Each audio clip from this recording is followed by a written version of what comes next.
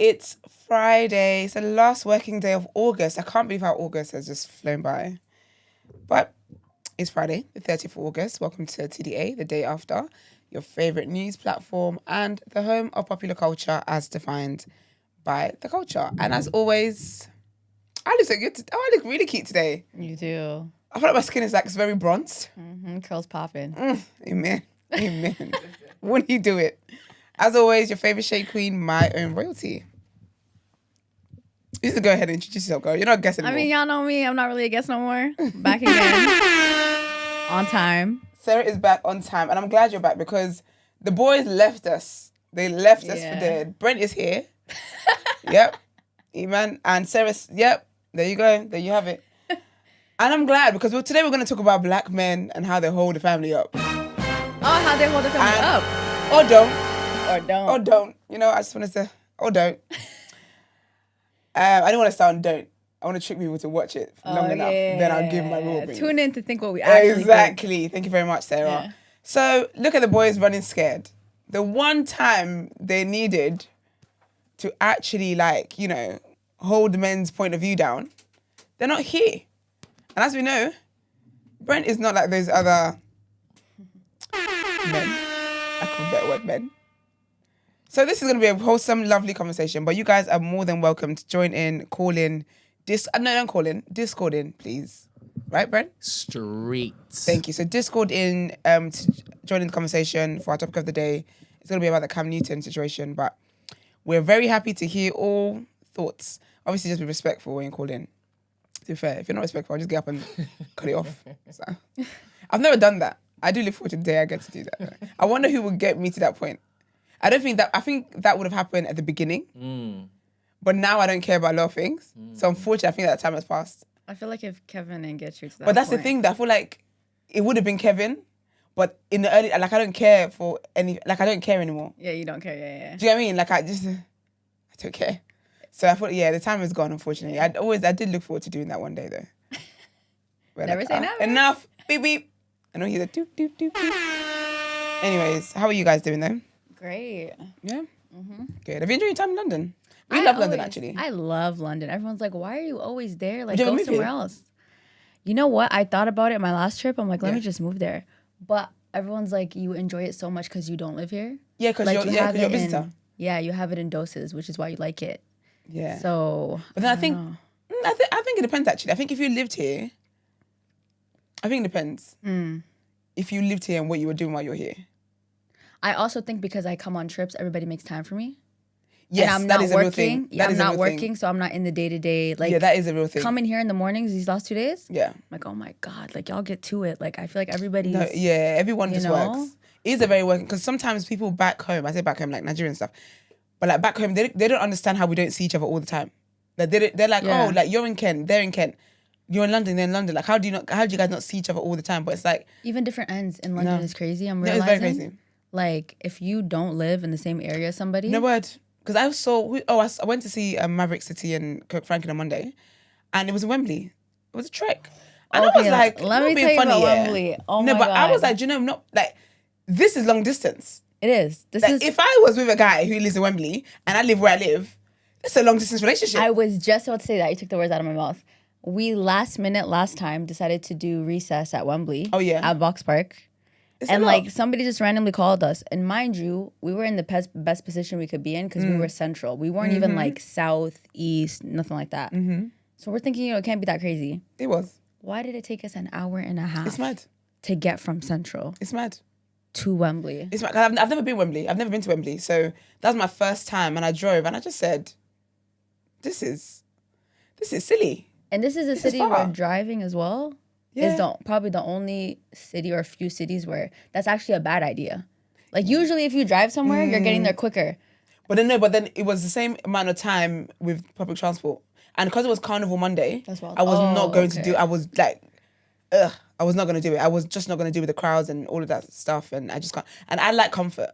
So I'd rather just appear in my home. Like I like when I'm ready to go. Yeah. I'm ready to go. Yeah. And I'm going to be going in comfort. I hear you. But yeah, it was fun though. Shout out to London though. I love you guys. I love London.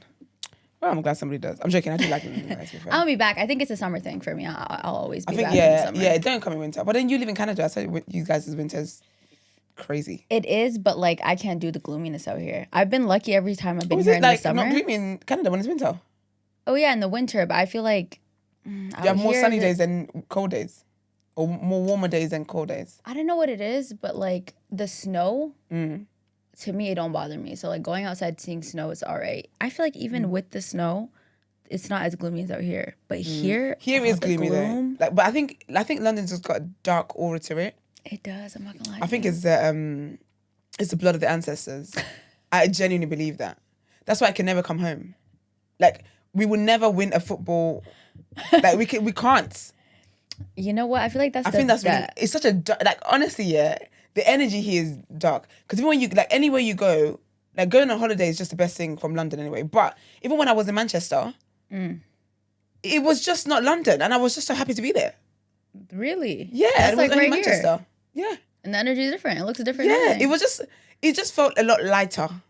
But I think because London is like the working city, and it's just too much. Like London is very, very fast paced, and I think it's difficult to slow down.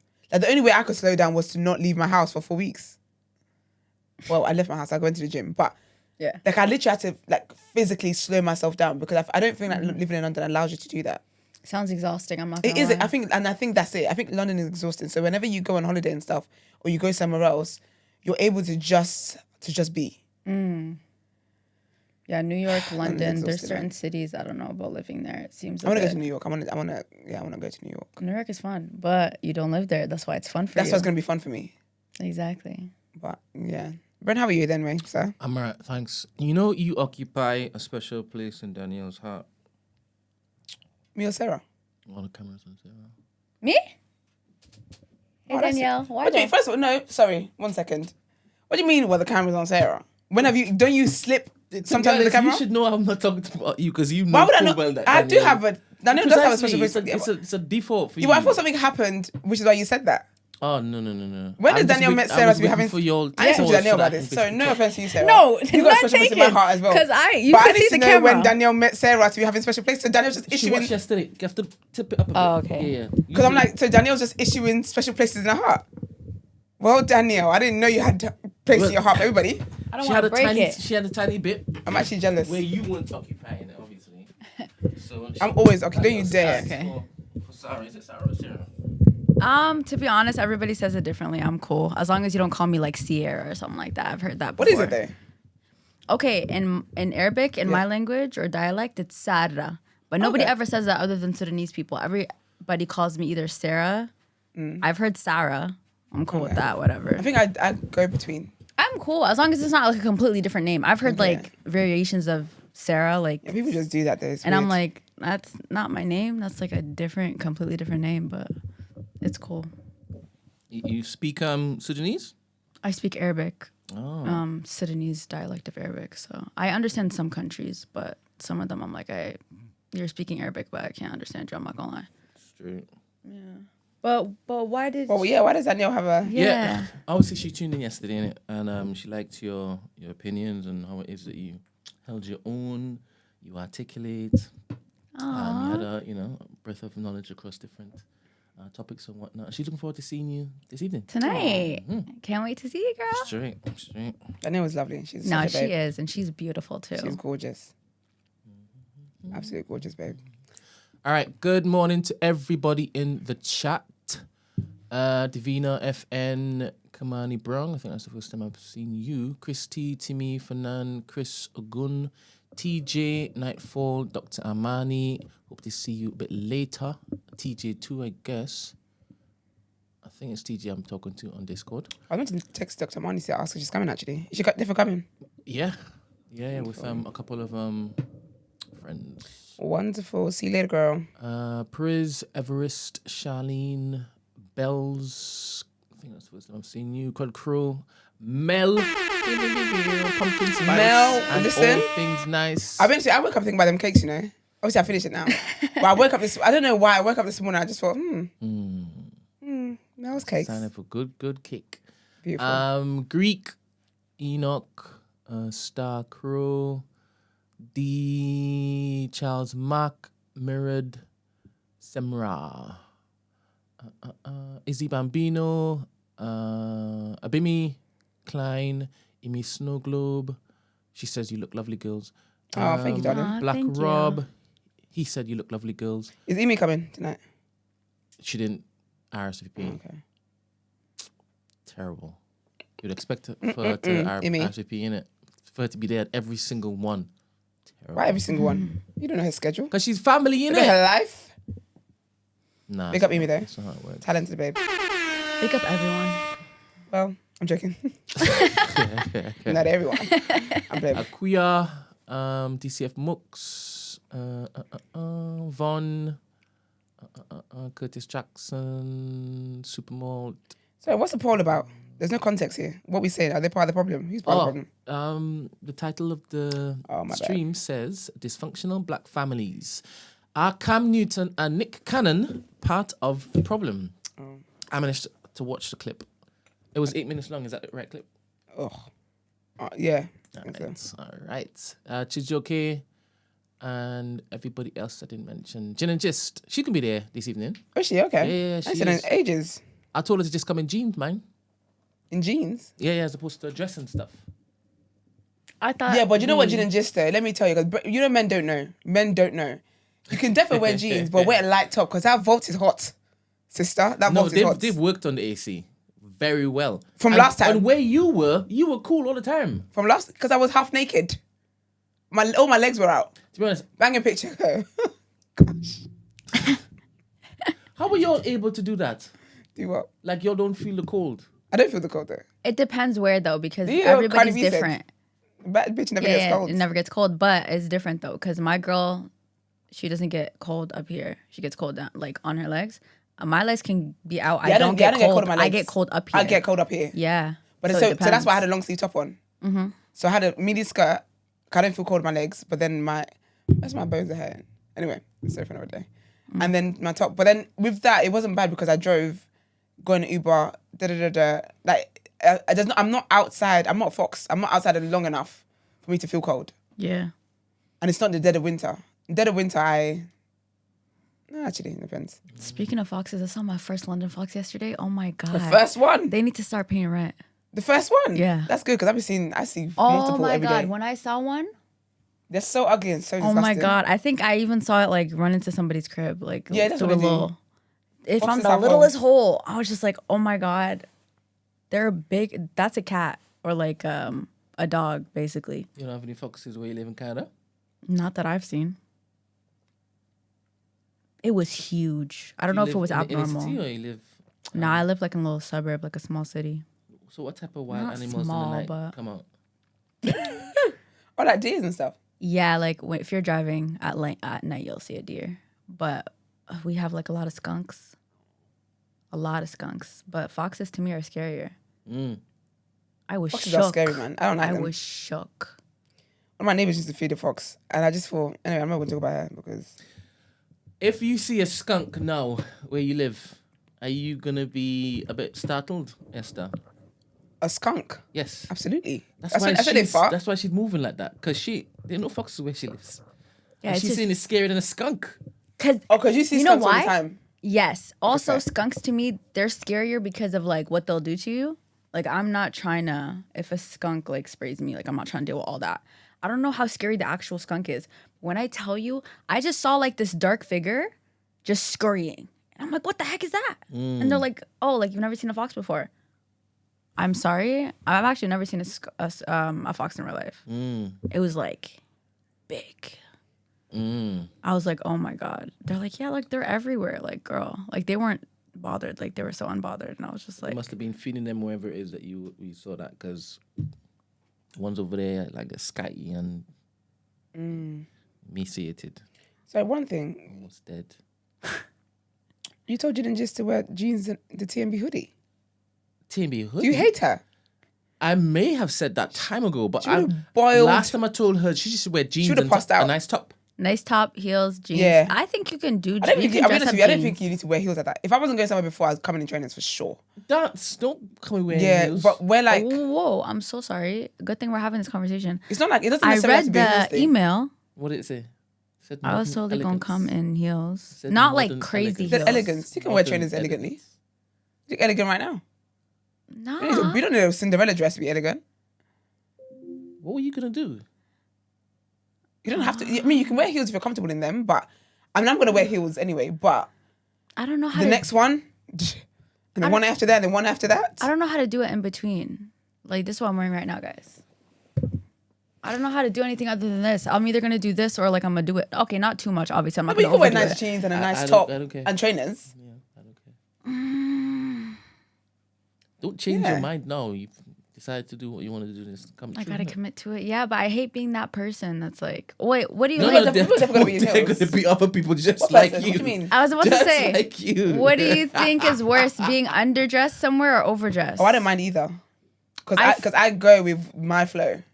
So like I've been in situations where I've been overdressed, but you can't shame me because I look damn good, and I've been in situations where I'm underdressed, and you can't shame me because I still look damn good, and I'm very comfortable. Amen. I've been in situations where like everyone is in heels and I'm not in heels, but I don't, not in a rude way, but I'm not going to conform to that because it's about my body and also how comfortable I feel. So there's times where like everyone's in heels and I'm in trainers, but I don't feel away.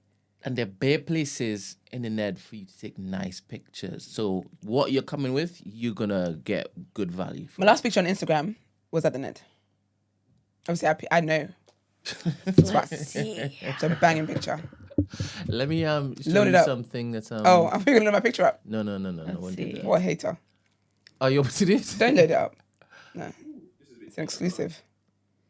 Is this even loud enough? Man, that Have taser. you seen Oh, No, I haven't. Banging in it. this one right here? Oh, girl. Oh, And this is how you showed up? this is how I showed up. Okay, then this not gonna be too different from me. That's how I showed up. But that's how I'm showing up today. Girl, please, come on now. I ain't got it in me. 'Cause Please. I'm going somewhere else before, so I can't. But man, you're gonna stand up because you're Sarah. I don't know how you say it. Sarah. Sarah. But everybody, a lot of the girls are gonna be dressed to the nines. Yeah. Like a lot of them. Are you sure? Yeah. Like, Okay. I'm not going to look like a bum. Like, you would just look, I feel like you can. My thing is that regardless of however you're dressed, you can always look nice, whether you're underdressed or overdressed.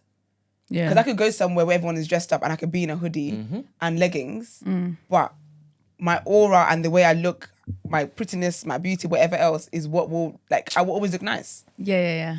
So I think it'll be I fine. hear you. Yeah, I think I'll be fine. The dress is it's not like gala type of I'm showing up, but I hear you.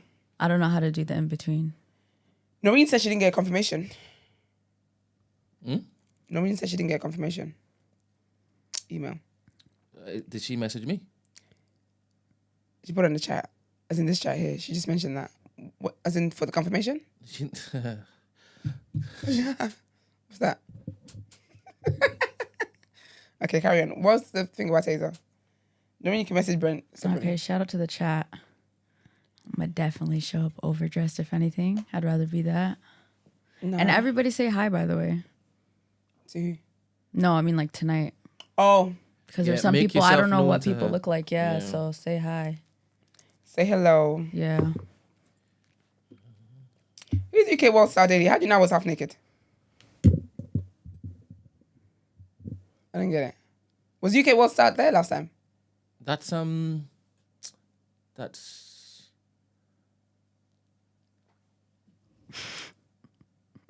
Anthony.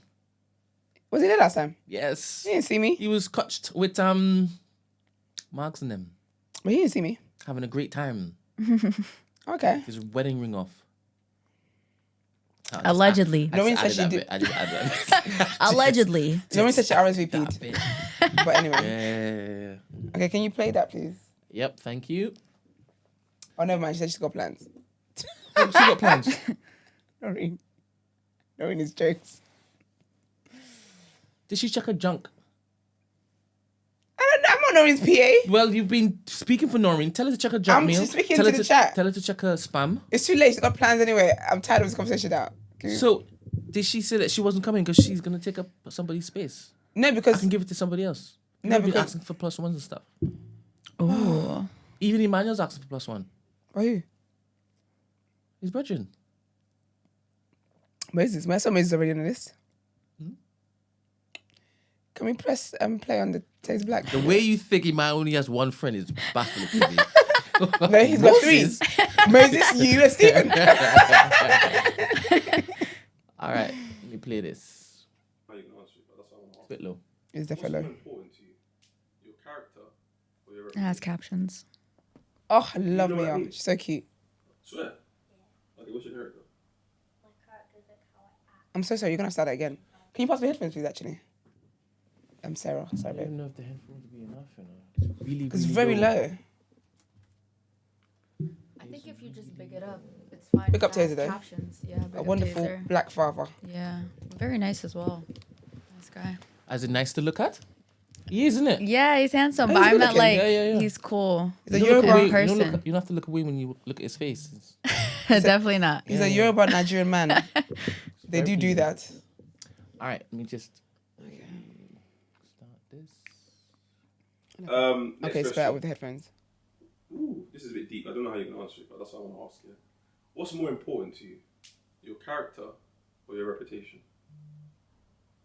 Before she answers, Oh, he's raising. You know, he's raising that he and his daughter's mum are raising such a beautiful young girl. Like, Yeah. she's just so lovely, Yeah. so precious, so precious.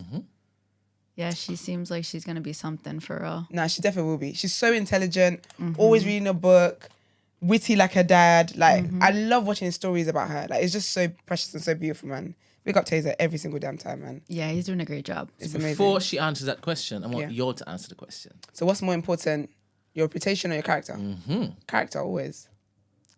I know I'm kind of on the fence. I want to say my character because my character is who I actually am.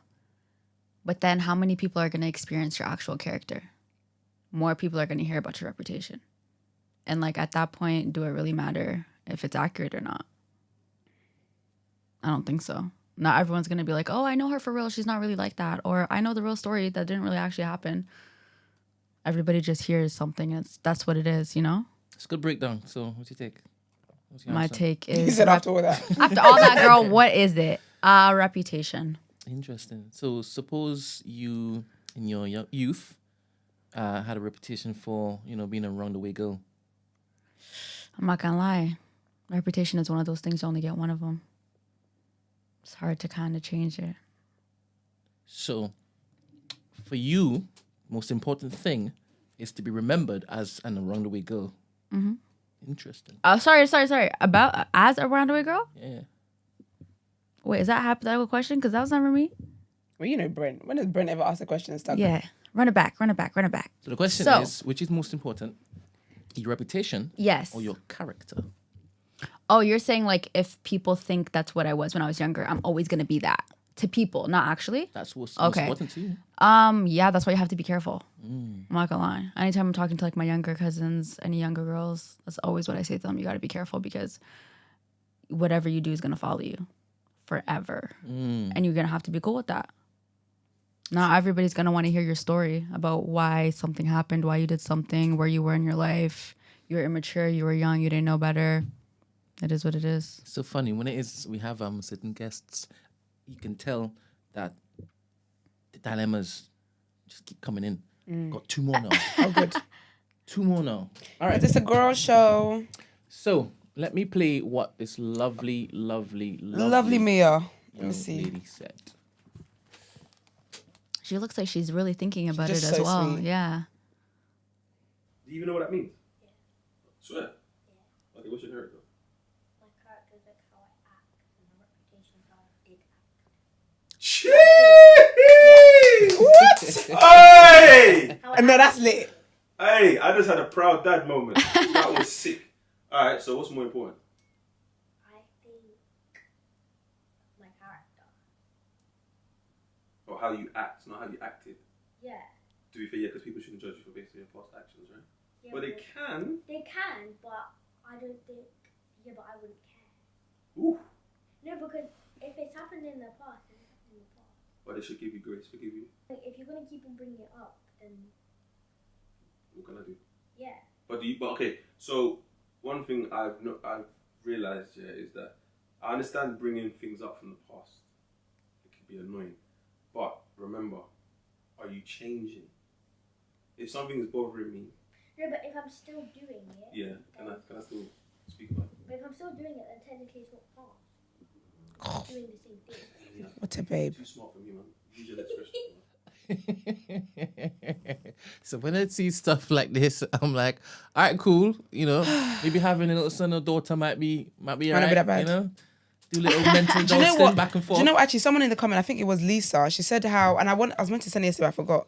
Actually, no, I wasn't. I thought it would be good to add it, blah, blah, blah. But anyway, she was talking about like the conversation we're going to have with Cam and Nick. It would have been good to have John Cena's thing there. I'm going to look for it and I'm going to send it to you. Cena, the He was on wrestler? Club Shay Shay and he talks about why he doesn't want to have children. Okay. And like, I really resonated with it because he talks about the reason why he doesn't want to have children is because he doesn't think that he can give the time to be as present of a parent that he needs to be to have the children, that to raise them. Yeah. And I remember yesterday I was talking about how I feel like people just have kids as if they're disposable and they just have it so easily. Because not many people think that deeply. If people thought about it that deeply, less people will have children. So like someone like that, like obviously Taser's on Free Shots talk about his story about the child and like just the way that he stepped up as soon as he found out he was having a child, got himself together, passed his driving test. I think he said the day she was born, a day before, something like that. Like, and you actively see him be a present father. Like, because I'm not really, I love seeing stuff like that. Every time I see her, I always send him a message, be like, you're doing amazing. Because I think it's so important. Like, it's just so important to see that representation out there. But also, I always hope that it encourages that other men who don't have their children in their lives or who are not as active of a father to be there, because she's literally a product of her mum and her dad and the community that raises her. And that girl blows my mind every single time I see her on his story. Flipping intelligent. Nah, she really is. Oh, And I love how, I mean, I think he seems like he would be a good father regardless, but I just love that he seems like he's really enjoying being a girl dad. Oh, he loves it. He seems You can tell like that he loves it. He loves it. That's his bestie. Like, yeah, that is his that's friend his for friend. real. Yeah. And I like stuff like that because that's like, she will always know that she can tell her dad anything. Like, even look at how she's answering the question. She's not answering the question as if like there's a wrong or right answer, because her dad gives her the space to just think whatever she wants to think and come up with her own conclusions, and then he will add to it or be like, oh, actually maybe with that you can just tell that it's a safe space for her. And it's just amazing, man. No, big up Taser, man. Big up Taser, big up Mia's mum, big up everybody in their family that helps raise her. Like, that's beautiful. Yeah, it is for real. And So he seems like precious. he learns from her as well. Yeah. Like sometimes when I She's see so clips of intelligent. them or he'll tell a story, like it seems like a lot of the time she probably doesn't even know she's teaching him or she gave him insight or he's seeing something differently now because of her, you know? Like You know he'd what be it is? shocked, just as shocked, Yeah. right? I didn't expect that. She says, what I did. Ooh, I'm going to use that. I'm going to use that. But you know, when I knew like he's like obviously you can always tell that he's a great dad and stuff, but when you know that like you can be a father, you can be a dad, but not everyone is a father. And I feel like there's a difference because you have to be actively present in your child's life. Was one time he was talking on 3 Shots and he was talking about like his friend must have called him to like go out or something like that. And he was like, oh no, I can't because Mia's got ballet in the morning. I think I saw I was that. like, because really and truly, he could have gone, come back home late, been rushing Yeah. about, but he was like, no, like, because again, it's like, you can tell that the time he spends with her, it's not time that he's spending with her and doing other things. He's not worrying about, like, it's like me and Mia time. It's me and her time kind Locked of thing. in. And just when he said that, because really and truly, he could have asked someone else to pick her up. He could have just called the mum quickly or like called his mum or whatever. But there's something big about not wanting to let down your children, even in that the littlest thing that you might think is not a big deal. And she's growing up knowing that her dad is always there, regardless of whether he's got, like, I'm sure I've seen him even talk about like he can't go to like a certain R&B or something because he's spending time with her or something. Do you know what I mean? Like, that is what that's what raises your children. That's what you No, call for like. real. That's why I say like when we had a conversation yesterday about like whether kids be raised in 2-parent households, because you can have a 2-parent household that doesn't have that. But she's being raised in 2 separate households and she's got that from her mum and her dad. Yeah. That has a bigger impact on her than if she was in the same house. Her parents were like just not really there, or even if they were there, but they weren't investing as much into raising their child. Yeah, shout out to him. I love when I see like, I love when I see dads and like, when I see dads with their children and they're just so active and present. It's my favorite thing to see. I do think a big part of that is, though, I don't know him, but this is just like from what he says, what he shares and stuff. I think a big part of that too is he seems like he has a very healthy co-parenting relationship as well. Yes. And he prioritizes talked about that too. yeah. Like, I'm sure that a lot of times he could have been petty, she could have been petty, but it seems like they And I make love stuff like that their because daughter, it's about the child. their daughter is their Exactly. focal point. That's It's all about that the matters, child. right? So I think that's also a great example of. That's lit, man. Big up Taser. Yeah, pick up you. We could talk Not you about being this a- forever. Not you be the topic of the day. This is a taser segment for real. That's so beautiful, man. That's Pick up- really made pick my up day. him. Yeah, I know. That actually, yeah, I that did make my I hadn't day. seen it. I don't know why I didn't see it on my. That did make my day. I But love. that's actually made my day. Let me repost it. I love So wholesome. like children that you talk to, and it's just like I don't know how to They're just so explain it. insightful. They're just so Yeah, intelligent. like I could really like so many times people are like, Sarah, like are you really like sitting down talking to a kid? I also hate people like that, by the way. Kids are people. Hell you know, yeah. that's what I always say. I always say that. Sitting down talking to a kid, like what? I always say that you know sometimes it's like because you're an adult, you know everything and like you got more knowledge than your children and stuff like that. But I think we Yeah. can always learn from each other. Yeah, children It's will very teach you a important. lot, and they're very honest. Like sometimes you do need to sit down and talk to a child and ask them about something or have a conversation with them about something. It's beautiful, man. Yeah. No, shout out him. I was talking about something else. I beautiful. forgot what it was. But yeah, Repost it so I can repost it. I'm posting it right now. Was that like what was that like? Is that like he just posted So that he does, clip? yeah. So he does like YouTube videos and stuff now, like vlogs and all that kind of stuff. So I think that's probably part of like an upcoming one or something. More daughter content, Taser. Amen to we that. love that. Amen to that. Me as a little star, man. She does the skincare routine and everything. She might have her own little Listen, hive. She will, man. Give us 'Cause you know enough what it is, content, yeah? she'll have a hive. Do you know what it is as well? I feel like sometimes I was listening to I said what I said, and there's a woman on there and she's like raising children. She was saying how like with the I think she cooks on YouTube and stuff like that. I've never seen her content, but she's really big. But like she was saying how when she looks at her children, she really nurtures like their talent and the gifts and stuff because she said the way she looks at her children, she looks at them as like she exists so that they can exist. Like the path that she's done, that she's not the focus of the success of the family that her children are going to be. So she was like, in the thing that she's done, she's very intentional about bettering herself so she can always be there for her children in the way that they need for their careers and the things and their gifts and their talents and stuff like that. Because she was saying that she feels like the story is not about her. She feels like God used her so that he can like manifest his glory in his children. And that's just very, very wholesome. So even like with Mia, her dad does everything that he does. And like we don't know what she's going to become, what she's going to do in God's grace, great things. She's gonna But do who knows, great maybe her things. dad is like the beginning of that story of what her legacy is going to be. Because his legacy is amazing, Taser. But like what hers is going to be. And I just find that so amazing, man. Yeah, because she Beautiful don't seem content. like she's gonna need anything. She's gonna have all her tools. Listen. So girl, you can do whatever you want. A babe that And does... she will do whatever. She seems like she's gonna do whatever she want to do. And he seems like he's gonna give her the freedom to do whatever she wants to do. So that's Absolutely. dope because not a lot of parents like do Yeah. that. I don't know when They're- parents try to live through their kids. Yeah, I don't I think like it's very that. selfish. I don't like that. Big up her, man. Big up her. I pray. Yeah. Bless her. All right, before we read some comments from Spotify and YouTube, Noreen, can you check your email, please? I just sent you. I thought Laurie said she's too busy for us now. No, but she said she didn't get confirmation, so I'm showing her how I sent it on Tuesday. Okay, yeah. Yeah. And also, and I sent like a further confirmation this morning, like early this morning. Okay, So yeah. she should have gotten one of them. So I'm puzzled as to how come she didn't get any.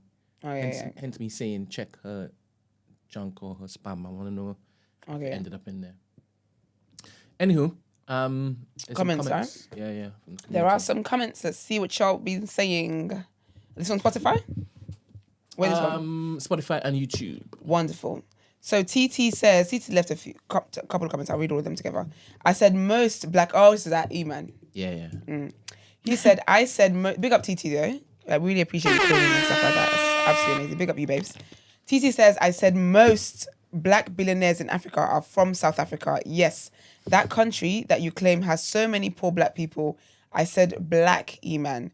Those exclusively black countries like the one you are from don't have that. You didn't tell a lie. You didn't go Dangote. What does that say about your country and the so-called poor South African? Make peace with it. And also the poverty in South Africa compared to your country, and I don't mean the UK, you mean Nigeria, man. I'm talking to you. Is way different. Our systems work. Free housing, free healthcare, free grants, subsidized university funding, etc. All this for black South Africans. That's why they never jackpot. Oh, Brent gives TT some balls for that, please. No. Oh, not the smoke this morning. The smoke. Because you know what it is? He's using our term against us to prove his point about what we lack. Big up to you. That's my level of shade, honey. Says, if you guys want to attack the so-called black South African people, check home first. Your intentions are to ridicule and not to build. Won't he do it? Red, can we get some horns again, please? Sorry. TT Red, Iman for filth. I'm sorry. Word. Let me find out Eman knew this was coming. He didn't show up today. Okay. Sarah, I'm not being funny, but Iman looks at the doc. Oh, does he? Yeah. He said, not interestingly today. enough, TT, as soon as Brent put this in, 2 minutes later, he got a text from Iman talking about, I'm doing this and doing that. So, TT, you scared the man off his platform. He want to answer you about the Nigerian jackpot culture. Yeah, he need the He wanna do all weekend of that. to regroup. All right, and then Lorianne, I think this says, sorry if I got that wrong, says, hi Brent, totally off topic today, or maybe Esther touched on it on Word and Road recently, but I just came off the last 2 episodes of Love is Blind UK, and I had to come on here and say how beautiful of a sweetheart Mariah's Moroccan mother is. No, honestly, so sweet. Her family are generous. Their values that... I think her family are generous with their values. That it reminds me of the way Ramsey talks about his family. Yes, that's true. That's it. That's all. Kind regards from Paris. Pick up you, babes. Yeah, Mariah's mum was absolutely lovely. Like, very, very sweet. And that's what I don't know, man. I don't know. I don't want to be that girl, but Tom's behavior had little undertones of undertones. So basically, the lady from Love is Blind, she comes from a Muslim family. Okay. And obviously, they've got like certain values. She's Moroccan, but also she's Muslim. And they've got like certain values and stuff like that. And like, the way he was talking was just like, he was like, oh, the way she's been raised is different. Like, but it's like, duh. Like, the way every individual in the world has been raised is different. But it's like, he just made a point to make that point. Yeah. And it's like, you don't need to do all of that. But It's her family were given- lovely. Say what you want to say for real. Okay. And you'd be surprised, like the whole Muslim thing, you'd be surprised so many households are different. Like, I feel like I don't really have a household that's like mine either. And No one's household's the same. a lot of my, Even if you're from the same country, same family. yeah. I ain't got the same household as my cousins. And that's straight family. Yeah, it's crazy. Richie shot it. Honestly, I was going to read this comment, but nah, I'm here now. Says, I respect E-Man for having an opinion and fighting in a room of people trying to silence him. That Not was the day silence. of the South African gate. Who are the people that are trying to silence him? Everybody in the Us. room, apparently, yeah. When we were saying Yes, because let that me he quote. should listen to the people who are calling in and saying it's not like what he's saying. Yes, because to quote TT again, because TT dropped some bars, your intentions are to ridicule and not to build. And that's why I was telling E-Man. Because if you really want to... Anyway, I'm not going to do this today. It's Friday. Good vibes. It is definitely good vibes. But anyways, Richie... Shut up. I'm joking. I'm joking. All comments are welcome and all comments will be read out as and when appropriate. I don't read them all day, so, you know. All right, we've got a lot to get through today. Let's get into our headlines, please.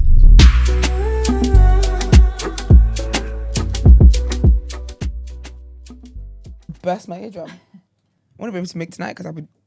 Goddamn. It's been gone. First headline of today. US Vice President Kamala Harris defended changing her mind on key issues in her first interview since entering the presidential race. The Democratic nominee was pressed on why her policies on immigration and fracking have changed since she ran for president in 2019. I think the most important and most significant aspect of my policy perspective and decisions is my values have not changed, she told CNN's Dana Bash. Ms. Harris was under pressure to finally face questions, but she shared the 27 minutes pre-recorded interview with her running mate, Minnesota Governor Tim Walz. Her Republican opponent, Donald Trump, used a single word in his review after it concluded. Boring. He's such a child. He's such a man baby. Ugh, so icky. This is what the former president wrote on Truth Social. That's his platform because it's been banned off X. The vice president was forced to defend the White House's economic track record as inflation and high cost of living prices continue to sting American pocketbooks. Polls have regularly suggested that voters would prefer Republican candidate Donald Trump's handling of the economy.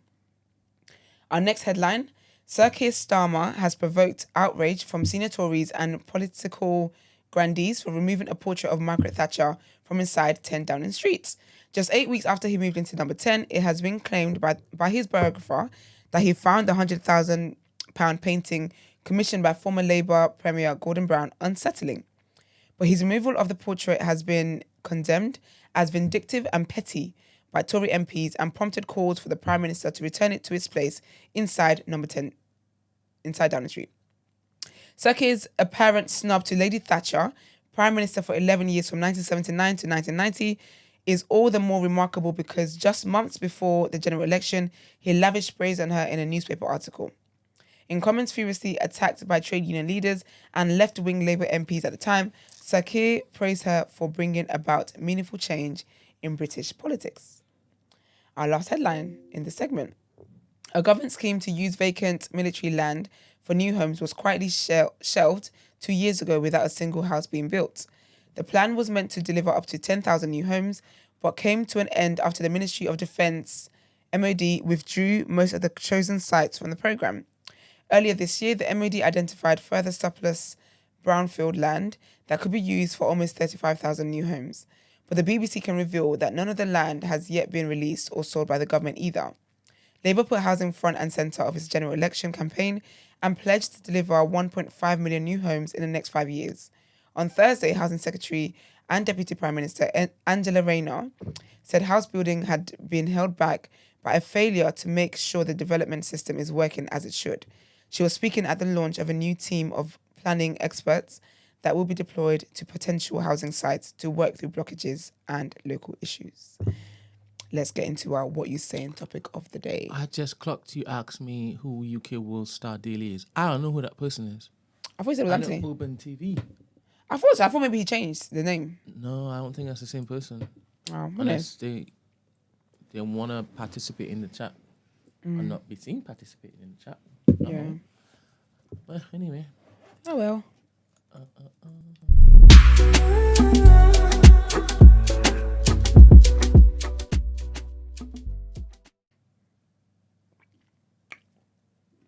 We are talking about dysfunctional families today. Dysfunctional black families, sorry. Talking about dysfunctional black families. Are Cam Newton and Nick Cannon part of the problem? We've got 2 clips to play and then we shall discuss. Like I said earlier at the beginning of the show, if you missed it, if you would like to take part in this conversation and let us know what your thoughts are, please jump on our Discord. What is it? The day after TMB? No, the link is at the top of the chat. It's pinned to the top of the chat. Yes. Just click that. So please jump on that on stage rather than phone call. Yeah, we can have many different people on stage at the same time. The quality is clean and crisp. But of course, you can't speak at the same time. Yeah. If you are unable to jump on the Discord for any reason, sorry, the phone's not connected. Yeah, the phone's not connected today, unfortunately. Yeah. We didn't pay our bills. Don't skip the ads. I'm joking. Like, comment, subscribe. Okay, thank you very much. All right, let's see. Should I send you the John Cena one, do you think? Okay. Yes, please. So I'm going to play the Cam Newton clip first. Thank you. It's Friday. It's Friday. Okay. Caption says, Cam Newton shares that he has 8 children by 3 different women and wants more. Says his desire to get married is lower than his fear of divorce. A lot of people see my situation and not think that I'm not high functioning. What situation? Okay, so I'm not married. I have beautiful children. How many? 8. By how many women? 3. And this is the kicker. I want more. By multiple women? What's the intent of this then? Or by your wife? I just want God to bring them. Oh, okay. My desire to get married is lower than my fear of divorce. So, as you had said, Dr. Brian, you said it, I didn't say it, I will agree. I'm just taking my time. You're not taking your time. I am, though. You're being very action-based. You're not taking your time. I'm taking my time. You're being very action-based. You have 8 kids with 3 different women. Yes. You are creating, procreating, and multiplying. That is not taking your time. You're being very selectively active. Okay? So you're creating, in disclaimer, The kids are innocent. They are beautiful and amazing. Anything I say has nothing to do with them babies. But you are proactively choosing where you want A lot of people see my situation. to be active at and where you want to take your time. You want to take your time in having a wife because of your own fears. But you will, and I say this with all respect and love, what I'm about to say next, okay, Cam? But you will selfishly create broken families, even if you're in their life and you're a proactive father, and I believe you're an amazing daddy. I can only imagine with just your presence and knowing you. But these families are still broken. Every child cannot have Papa in the house with them. So some child, if not all, will end up with some kind of deficit without daddy being there. Now, you chose to do that. I'm not saying you sat there and woke up one morning and said, I want to be selfish today, so I'm going to go make a baby. Not saying that at all. But those are selfish acts at the expense of your fear. And yeah, that is a low functioning behavior. To say that I'm going to build these houses and put kids and these beautiful women and kids in them, but I ain't going to create a home in them. I'm going to wait till I dissipate my fear to find a wife to be active at and where you want to take your time. Where I'm still going to be fearful with, because there's no such thing as not having some type of nerve or some type of feeling behind marrying somebody. And then I'm going to build a home with her while all these other beautiful babies have houses. That's completely unfair and that's selfish. And so, yes, you're taking your time in this department, but you're not taking your time in this department, which means you're compartmentalizing. And compartmentalizing never works. Compartmentalizing hurts everybody involved. Everybody who's in this box and that box and this box and that box and this box. And then here you go over here trying to figure out what box you're going to feed or entertain or do. Then you're looking outside to figure out who's your next victim to put in the box. It's unhealthy. Where I'm still going to... She got him together. No wonder everybody is talking about this. Because I was wondering what was so special about this that everyone's talking about it. So what was so special about that? She did not hold back. She got him together. And that's probably the first time I seen Cam Newton speechless. All right, so who's Cam Newton? He's a football player, a retired football player. I think he was a quarterback. Whatever he was really good. Right? And then I think he retired, or maybe he just, I don't know, didn't get signed again. And then now he's in the media space. But he used to be really good. He was really that. But I didn't think personality-wise he was like this. When I was seeing clips of him, I was like, oh, I wouldn't have thought you were like this. And I think he's actually really like this for real. I don't think this is like, I don't think he's playing up to it now that he wants to be in media and stuff like that. I think he's really like this. And people are just like fascinated with how chaotic he is and how toxic he is. So do you think the same about Nick? And what was the toxic part of what he just said? I think what rubs me the wrong way about Cam is that he seems very proud. I don't like that. Like, I feel like if he was just reckless about it and then he's just like, I'm not going to lie to you, like, that wasn't my intention. I didn't really think about it at the time, what I was doing. This is where we are now. I would still be like, really? But like, I would respect the fact that you kind of are judging yourself as well with the rest of us. But the fact that he's not ashamed and he seems like he's proud of it, saying he wants to even have more children, it's just like, dude, like, you really don't think any of this is bad. Like, I think he thinks that he's great. Like, he's the prize.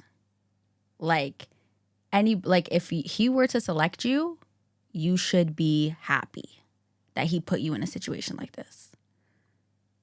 And is that wrong to think? Of him?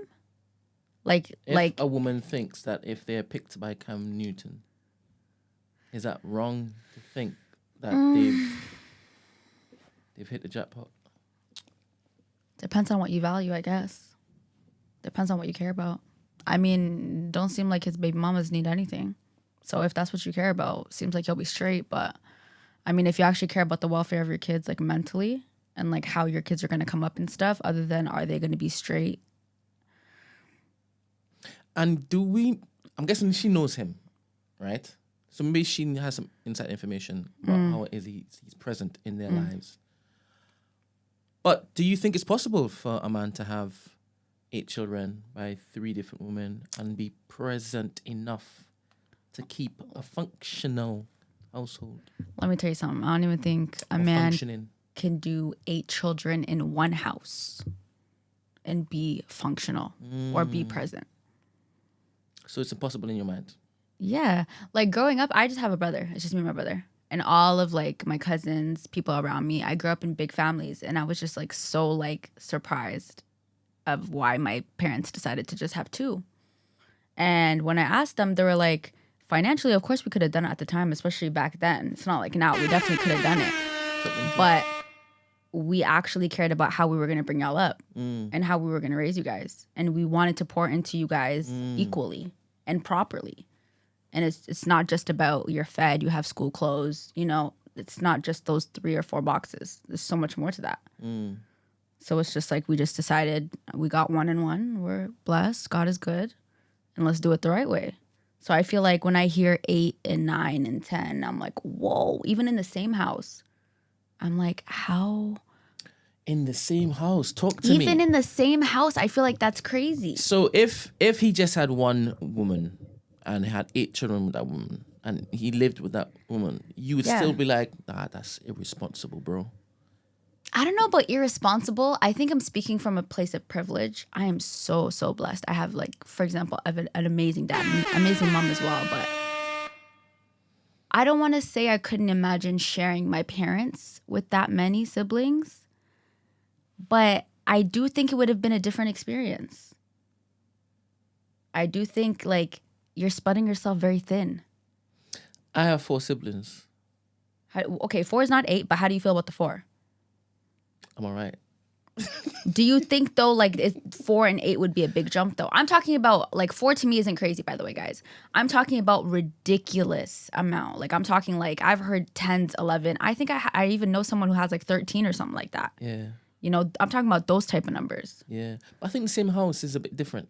It's definitely different. I think a man could manage, just like a woman could manage. How deep are we going though? That's why I said I'm very privileged. I have a very, very, very deep relation. Like my dad is my best friend. Yeah. You know, one of my best friends. Actually, outside of him being my dad. That's why when I saw that clip of Taser, it made me feel so funny because it's just like not funny in a bad way, in a good way, like butterfly type of funny. Because it's just like, oh my God, like I see myself in her so much.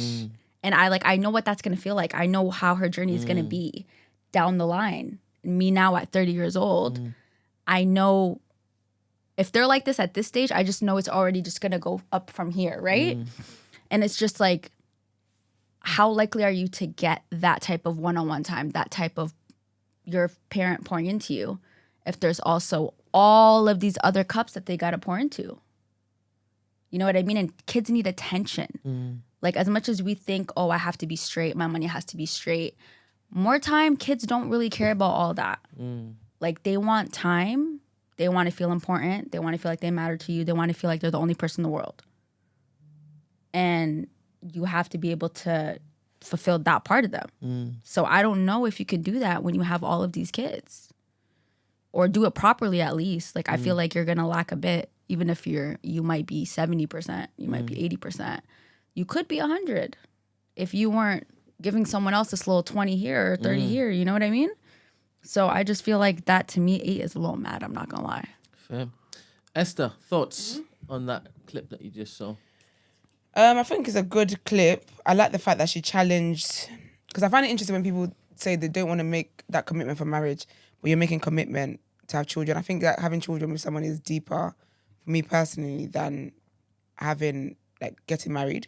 Like marriage is serious, but I think that marriage is like between you two. Once you decide to have children, it goes beyond you two now. You've added an extra person in there, and for the formative years of that child's life, they're looking to you to raise them. They're looking to you to provide for them. They're looking to you as their source of essentially life. And if you don't have it together and you've done that in a toxic manner, then it's so unfair, because all you're doing then is you're just inflicting harm and pain and hurt on a being that didn't ask to be here. So I like the fact that she pushed back on that. I think I've heard many men, or not many men, but I've heard that narrative of like, you're fine having children with somebody, but you're not fine, but you feel like getting married is a step too far.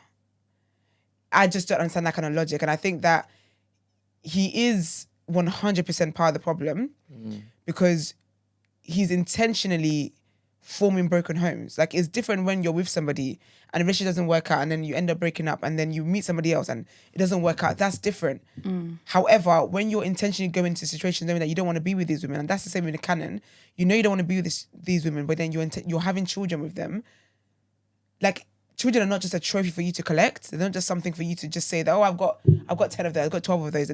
They're not sweets. They're not, do you know what I mean? They're not disposable thing that you can just collect as your bragging rights. It's something that you need to be very, very intentional about. So 100% he is perpetuating that into broken homes. And I think, and it will be interesting to know what kind of home that he grew up in. Because it'll be interesting to see what kind of home that he grew up in. Maybe he didn't have his father around, maybe whatever the case might be. It'll be interesting to know how he grew up. But I think it's a good clip. I like the fact that she, I thought she did what she needs to do. All right. It's so interesting to me that people have like such a strong link between like marriage and parenting children. I understand there is a link, but like I feel like a lot of people think you can't do like because you can't do both, all of a sudden now you can't. What do you mean? Like I don't even know how to like really get it across properly, but like do you think the problem with him is that he's not married? No, he's got a lot of problems. I don't know where to start. Because even if he did marry one of those baby moms, would that be better though? I still think that I think he's contributed to broken families in the community, for 100%. sure. But I think that if he was to say that, you know what, the next children I have, I want that to be in a marriage where I am present in the home all the time, I will respect that. Because again, like he's talking about the kids like it's just something for him to just collect and just brag about. I have 8 kids by three women who clearly like me or whatever the case might be. Your intention is going around creating homes that you're never going to be present in. But if you get married or you're in a committed relationship with one of those women that you want to have children with, and then you go from have children, like there's more thoughts and intention that's gone behind that to make sure that this child has the right environment to grow up in. But when you're just having children with women that you don't see yourself being with, you have no desire to be with, you just want the children, you just want to use them essentially for the uterus, for the womb, that's problematic. That's crazy. That's why I think it's really important for you to talk to your person about how they view parenting. Because it seems like because he has the money. And this is the problem. I think even like when you think about the criticism that someone like him gets and Nick Cannon get and whatever, it's always a case of, but they've got so much money and you guys are not in the same tax bracket and this is rich people problem. No, because money is not what raises your children. And that was my point before. Money is not what raises your children. It takes so much more than just money. Like you have to pour into your children. You have to give them time. You have to be attentive, like you have to have one-on-one relationships. How many one-on-one relationships can you really like grow? And you're having 8. And you want more. Like how is that possible? To me, it's not possible. So then I feel like it's how do we view parenting? And it's different. Because even parents are like in the same home with 1 child, 2 children, even them like with the daily schedules can struggle at times. So how are you showing up beyond their birthday? It's more than like, and how is Christmas being celebrated? How are you showing up for them when they've got after school clubs and stuff like that? How are you, like, are you picking them up from school? How do you decide? You've got to do a road to 8 kids. There's 7 days in a week, Let me tell you something, and this is maybe a conversation for another day, but I feel like men have the privilege of being secondary parents. Oh, absolutely. 100%. And I feel like because he's a man, to him, he feels like he can manage the 8 and he can manage more. 100%. Because you're not really managing the 8. Because you're not. You're a part-time parent. And that's why you can sit there and say you got 8 kids by 3 women and you want more. Because you don't have to, like, nothing calls for you to be an active parent to any of these children. You're not really feeling the 8 like that because you're not picking up parents most of the weight. Like, parents that live in the same home and they have 2 and they're like, whoa, but like... That's someone who's really putting in the work. Because they're actively, the mother and the father are actively being parents to the children. Yeah. So the reason why you can collect them kids like their trophies and Tic Tacs is because you're not a parent. So he just wants to brag and be like, and even that, it's like, it's such a lazy and crazy way to think because in his mind, he must be thinking, well, one of them are going to make it. And then my legacy carries on that way. You don't know which one. You're not pouring into which one is going to make it. You just hope, you're just having kids, hoping for the best. And then whichever one sticks, you hope that they carry your name. And then they can be like, oh, that's Cam Newton's son or Cam Newton's daughter. Very, very illiterate way of thinking. It's giving me like lineage and legacy. Like, you know, when I hear guys talk about stuff like that, like it's such a ick to me because it's just like, what do you think these children are? And like we said earlier, that person that was, I don't remember who you're speaking about. But when she was talking about how she doesn't feel like her kids are part of her story, basically that she is a part of their story. Yes, it's the woman in Nigeria. Her name is, Sissy Yemi, she's called. Right? So now she feels like she did her part, basically. Now it's her job to make sure literally that she's it's about them from exactly. this point moving forward. So then when I hear about stuff like that, about lineage and all this stuff and spreading your seed and your generations to come, all that stuff, I'm just like... I think it's a backwards way of thinking. I mean, I hear it, but for it to be like a priority, I don't know. I don't feel like... Yeah, man. You're really understanding... At all. You don't understand what parenting is. Being a parent. You're trying to collect kids like that. Your role in being a parent. Literally. You know? It's not about you. Brent, what's your thoughts? Or do you want to play the second one? Let's play the second one. On kids now. I don't want them. You don't. No, I'm still there. I'm 47. I don't have them. You don't want a little Johnny? Or Joanna? That's great, and that's usually what everyone says. And I got to tell you, it's not the easiest out there because a lot of why we're here is to reproduce. I have a certain curiosity about life, and I also know the investment that it takes. And my biggest fear is, as someone who's driven, many times stubborn and selfish, I try to approach the world with kindness and curiosity, but I don't think I'm personally ready, nor will I ever be, to invest the time it needs to be a great parent, because I want to live life for all it is. And I still have a lot to do, and I still want to do a lot. I have a wonderful partner I do it with. We've had open conversations about this. We share the same values. It's a tough subject to talk about because it immediately puts you in a category, and we can't help but judge. People are human nature. We're all judgmental. I'd like to believe that I operate under the construct that everyone's okay living their life. And I can tell you this is not like a knee-jerk reaction. I've thought long and hard about this. Even as my youngest ages of like 15, 16, I remember thinking about it.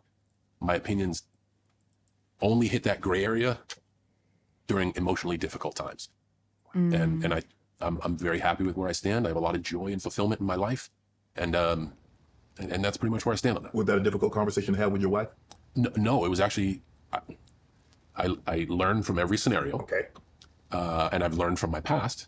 Yeah, because you had a reality show, right? I did. And it would play, oh man. So that, no. Again, I don't regret that. Okay. I look back on that fondly because it really showed me who I was. Oh, okay. So when I begin, I got knocked off the bike. That's okay. I love. It's time to get back up and go find it again. And in that due process, I open with the uncomfortable conversations. So those are like first and second date questions with my now wife. Yeah.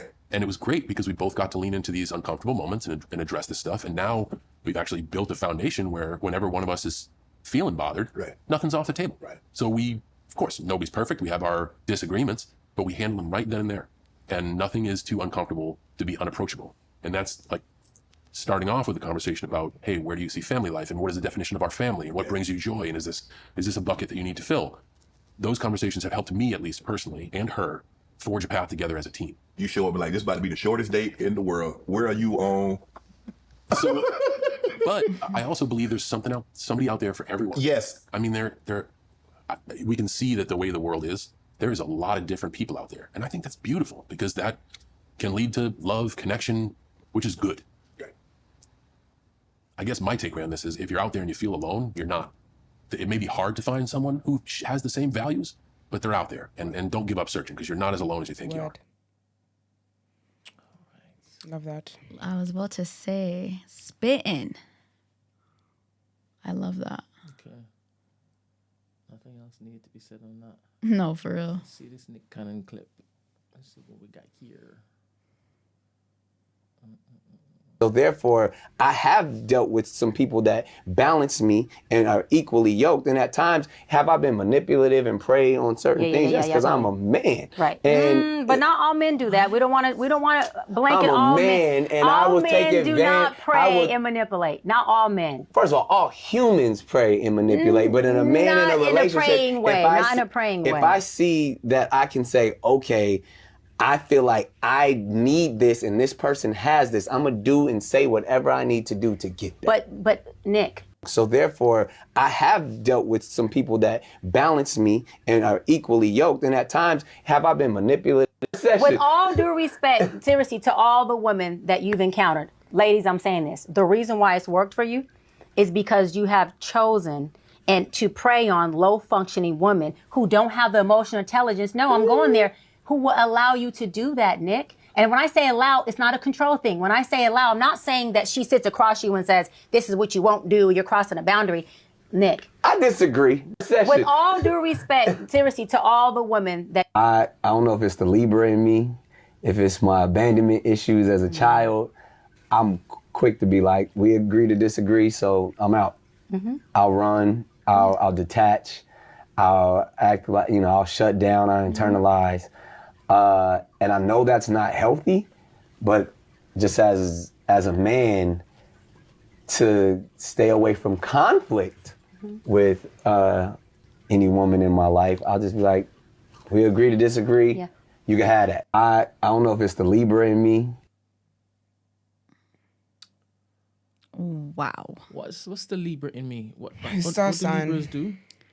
Apparently anytime I hear that, it just like screams, I have no accountability. I hate whenever I hear that. I'm a this, I'm a that, so I'm this way and I'm that way. Please.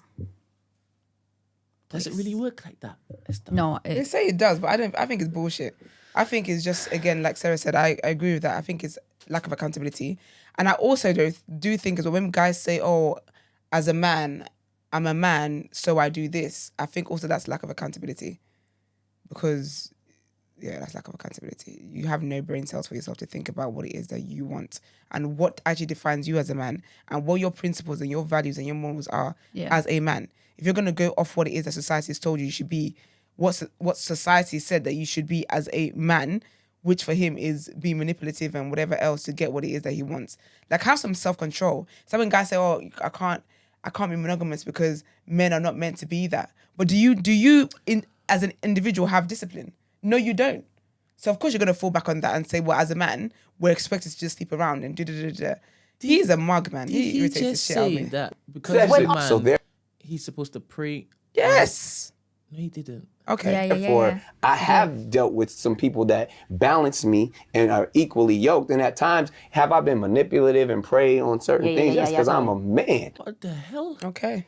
Yeah, so it's interesting to me what you associate with being a man. Bro, like, why is it never ever great qualities? It's never a great quality when they say that. Bro. No, he didn't pause. He didn't. No, he didn't take it. She had to push back on that and say, no, not all men are like that. He's never letting us. Then he said, all humans. But then he said, like, especially men in relationships. After a while, you just have to blame the people that keep opening their legs to Ladies, these people. That's the honest truth about it. So is it a human thing to prey on, what was it, low functioning, what was it? Right. But not all men do that. We don't want to blanket all men. And I will take advantage. All men do not prey and manipulate. Not all men. All right. Is it a human thing to prey and manipulate? No, I don't think so. I think it's a human thing to be selfish. Really? But then, yeah, I think people look out for their best interest first and foremost. You look out for your best interest first. And then when you start to have different qualities, like when you're an empath, when you're this and you're that, whatever quality, that alters that. But I think as humans, you will look to take care of yourself. That's why when you're in dangerous situation, like the way your body responds, the way our body responds and the way our brains work, it is to protect us. When you're in a situation, in a dangerous situation, you freeze up, you have goosebumps, you have da-da-da-da. That's your body looking to protect itself. Do you get what I mean? Like, even like our red blood cells and all that kind of stuff is looking to protect itself. So I feel like that is with humans. However, the way you're socialized, the way you're raised, the values that you have, all that kind of stuff alters that. So you're then able to be an empath. You're then able to look at other people before you look at yourself. That's why you got people who are like walking past a burning house and they will run into it and do that. There might be somebody else who sees that and is like, oh, damn, tries to call the police. Or someone who sees that and doesn't know what to do. And just right now, their worry is about getting them and their car away from this where I see danger. Do you get me? So I feel like that is human. I don't think it's in human beings to manipulate and prey on. That's very dark. Yeah, that's like that's the other side of the spectrum. Yeah. That's way past selfish. So is it more so a possibility that due to self-preservation, in the throes of that, we do whatever we need to preserve ourselves, to protect ourselves and those that we love. And in doing that, we could possibly look to fashion and cultivate situations to basically benefit us. Yeah. And that could be seen as some form of manipulation. But you know what? I think it would depend. For me, it would depend on the circumstances. If we're talking about people who their plane had a crash in the middle of an island somewhere, and at some point they're gonna have to get to the point of where there's not that much food left and they're rationing food, and I can see that. I can see prey and manipulation in that setting. But when it is that you're talking about sleeping with women or like telling lies to women because you know it's what they want to hear and it's what's going to give you access to their bodies, that's dark to me. That's not human nature to do that. That's different. That's different to survival. Survival instincts is different to you just wanting to get a nut from a woman that you know that if you told her what your true intentions were, she might not pay you any mind. But because you know that the only way you can get this girl's attention is by speaking something. And the thing is that you know that what it is that she desires is like love. What you know that she desires is attention. So you give her all those things, you say all the right things just so you can get what it is that you want. And then after that, you're done. I don't see that as human. I don't see that as self-preservation. No. That's sick. That is sick. That's abusive. That's a sick way, a very sick way to live. That's different. I feel like self-preservation as well. I can see that in maybe you're in a workplace and only two of you can, there's only one person, there's one spot for promotion. And so you got this person. And so then you say you were sharing ideas on what you were going to do for a project or whatever, you stop sharing that with them. Because you got, that's self-preservation. I can see that. I see that when people are like on Love Island and stuff like that, and it's like, well, I want to win the money. So I'm going to go for that guy and I'm going to plan. That's self-preservation in this situation. But when it is that you have to lie to somebody and essentially take from them, it's when you spot vulnerable parts in people and then you use that to your advantage. That's not self-preservation. That's just a sick and twisted mind. So what he's doing, I don't see that as self-preservation, because he really could sit down and there could be a woman who is like, do you know what, I'll be honest with you, I don't want to commit. I've been married before. There are women who also don't want commitment. There are women who also just want to have children. Like they don't want a partner. They don't want all of that. They don't want the extra stuff. They just want to have children. So he could have that conversation. There's people that you could have that conversation with. But because right now what you care about is you just literally sticking your dick in somebody, and you've seen this woman that you know, like you've been able to spot her weaknesses. And so then you play to that. That's not self-preservation. That's sick. Oh my God, that's actually so scary. Oh my God. It's very scary. Ladies. It's very scary. You gotta know the signs. Dealing with people like that is actually so scary. Knowing that there's people like that out there is actually so scary. Boy. Like, articulate it. Like, to know that there's people who like are just like not genuine. Like to know that there's people who are actually just acting in your face. So scary. And it's just like it won't just be early. Like you have people who say, oh, I was married to him for 20 years. I watch too much true crime. When I tell you I watch stuff where it's just like you never know who you married for real. And it'll be these cases of like killing your husband for like insurance money, or you have a new man that you fell in love with at work. And mind you, they've been married for like 30 years. Like to know. You're talking about bad women. Oh, sorry. I just happened to say women. It could be men too. But I'm just saying like my point is you think you know people and you don't. Like that to me it's so scary. And it's not like, oh, I didn't see the signs or like I made a judgment too early. Like these stories are decades. Not to tap into anything that may be triggering, but have you got any examples in your life where you've poured like years into somebody thinking that they were a particular person and then 100% completely different? Yeah. Like how many years was it? And how did you Did you ever question how it is that you got fooled? You know what? Okay, years, like maybe like 2, and then And these are 2 intense 4. years, right? Yeah. And to me, it's always like, at first you want to say that, like, oh, like, what did I miss? And you want to make it about yourself. But honestly, don't do that. Like, people are sick. It's about you. It's not about me. It's not. And it's just like, it's so crazy how people show themselves after when, like, they don't get what they want or they have gotten what they wanted. Word. You know? Like, people will show you a version of themselves based on how they feel about you at the time. Like, have you ever heard of, like, you're talking about the same person, but it's almost like you're talking about 2 separate people? Like, when you're 2 people talking about one person? It's just like, oh, like, he's not like that to me. I would never guess. Girl, that's because he wants to be like that with you. I understand that, right? So the 2 examples that you gave, the 2 and the 4 years, right? Yeah. Who did they start becoming for you to be like, oh my goodness, like what did that actually look like? Did their character start changing? Did their behavior start changing? Like, why do you think that that's their true self and they didn't change whilst with you? Ooh, that's a good question. Because when somebody shows you something and then they show you the opposite, it shows you that they have it in them. They just decide when they want to give it to you. I hear you. Well, I need an example. You want to be my business. No. No, you could use your friends. I don't know your friend. Just use an example that I can understand because you said something, but I don't know. I don't know how to connect it. Oh. I'm trying to speak on stuff without being messy. But Don't name any names, anything. I'm trying to think of even if I can use somebody as an example. If it is you don't want to, that's fine. If you're not comfortable, that's fine. What was the question again?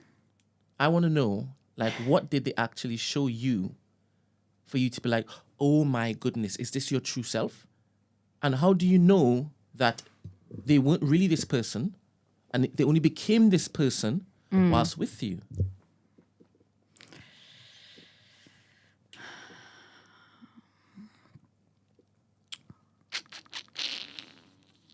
Yeah, there's no way I would be able to get into that without telling four all of years it. is a long Because time in every my piece head, is right? important. 4 years is a long time. Yeah. Like, it's a really long time. Yeah. Especially if it is that it's intense and everybody is intentful whilst it is that they're doing what they're doing. So to wake up one day and to be shown a character that you don't recognize at all and you saw no signs of this before you woke up on that particular day, what was it that they actually showed you? Just like switching up on you, literally, like doing a 180. Just you wake up one day and it's just like, that's not what I want no more. And I think an important thing, though, like how to tie all of this together without getting into details, it's very important to know what someone's character actually is, where they would never do something or they would always handle a situation a certain way because that's how they are, and not because you happen to be a special person to them. Okay. Like, have you ever heard, like, girls do this a lot. Like, guys do it too. I'm going to speak on girls because I'm a lady and I know this from my friends and stuff. And you're just like, oh, like, he's not friendly with everyone else. Like, he doesn't talk to everyone else like that. He doesn't treat everyone else like that. He just treats, girl, that's a red flag. That's not good. He's not a good person. He's not a nice person. Okay. He should be treating everybody like that. So I think what I had missed is just, like, being stuck in that. Yeah. And then, like, all of a sudden now you're not that special person anymore. And it's just like, oh, you're not a good person. Because now I'm seeing, like, my goggles are off. I'm seeing you for who you actually are. Okay, I think I understand that. You know what I mean? They're treating you, like, amazingly. And you're thinking they're doing the same to everybody else. But then you find out that they're just treating you this way. But their true character is absolutely mad. Yeah, I was special at the time. That's why, like, this person that I was seeing, I thought this was actually you for real, and it's not. And now I'm seeing, oh, like, I was getting special treatment. You're not a good person. And I'm operating from a place of, regardless of who you are, this is how I'm going to operate. All right. Even if we're here, wherever the dynamic changes, I'm going to move a certain type of way because I'm operating from who I am as a person. All right, cool. You know? Cool. So, in my mind, I'm supposed to be treating my babes like different than everybody else. It's tacky, though. It's very messy because if you say, oh, I shouldn't be treating her differently than everyone else, of course you are. You should be. It shouldn't be drastically different though. Like when we're talking about Brent and we're like us as, you know, the type of relationships we have with you, and then we're talking about Brent in front of someone who's actually involved with you, of course there's going to be some things of like that we don't get. Okay, but we're not going to be talking about two completely different people. I may have an example. Let me know if it is that this may not be the example that you can touch on, but it's kind of tantamount. So I could be a misogyny monster to everybody, but not you. Because I know if I'm that way to you, I ain't getting no play, right? Okay. So outside of our home, I am literally an animal to all these women. Is that kind of like what you're talking about? Yeah, like very drastic, but yeah. All right, then. Jesus Christ. So then that tells me that you know what is right and what is wrong, but to you it's like who deserves it and who doesn't. Yeah. Who's worthy and who's not. You are worthy like the past couple, however long. And you're Today I'm seeing you're not, so I'm just gonna, you know, basically. The day you woke up Yeah. and saw him for who he was because he now said, yeah, I'm done basically. Not him, but yeah, we're at that point where it's just like, we're at a stop now. Like, this is the end of this. It's not, we're doing this right here. At that point where this is when we go like this. Yeah. And you're switching up, but like, I'm like the same person I've always been. Because it's how I am. Ooh, there are people on the stage. Oh, nice. Nice. Morning, y'all. 4 people on the stage. Hold up. Let me invite them all. Okay. Good morning. All right. Let's see. Next. There's Ed, there's Stacy, there's Black Rob. Go. Who's next? Hello. Can you hear me? Invite to speak. We can't hear you. Okay. Let's see. Maybe I need to quit and come back. Give me a second. Give Brent a second. Give me a second. Why is that whenever the topic of the day is something to do with men, for example? You don't want to get in your... that was actually a stretch. You guys want to get in your sweet little thongs and start fighting tooth and nail. Are you reading the comments? I was about to say, hopefully you say what I'm about to say. And they're like, oh, but women too. Wait, are you a part of like Yes Women Too? I have no problem. I am too. I'm not gonna lie. Like, but because people are grown adults. I think any woman. I did say that earlier, but people have selective hearing anyway. Yeah. When I open my mouth, but any woman that's laying down with Nick Cannon is a mug, and you're 100%. Having the day you deserve. Really and truly, I feel bad in every situation. My thing is I always feel bad for the children because children didn't ask to be here, and now they're just growing up and find out their mom and their dad is stupid, and that's just a sad tale to tell. Yeah. But in this moment, what is the topic of the day about? And I think my thing is I don't mind other things being brought into it, but it's when people talk about as if I'm intentionally just sticking to the topic that's in the document that's been given to me. Like I'm intentionally not speaking of women because all I want to do is bash men. You can never make me hate men. I love men. This isn't even bashing men, to be honest. This actually can apply to anybody. Just, literally. But people have a problem with accountability. They claim it's just women, but it's really not. Morning. Who's this? Can y'all hear? It's Hey, girl. You know I always jump in on topics like this. I love Stacey? It. Of course it's Stacey. Hey, girl. Hey, how are you? Good, how are you? How are you, Stacey? You beat me to the studio. I know. Can you imagine, Stacey? You gotta come to the live show. When the live show happens, I'm gonna come and it's gonna be a grand entrance because we're not even gonna tell anybody about it. No, we're not. You're just gonna show up. It's gonna be iconic. Iconic moment. But I just heard I caught the tail end of what you said while I was trying to get my sound together. Oh yeah. On the Discord, and I think, at least for me, I can't speak for others. I don't understand the topic today is about men. Yeah. But my motivation behind bringing the women aspect into it sometimes is because I think sometimes we try to overstand the topic and we forget to address cause and effect. Okay. And that was my point.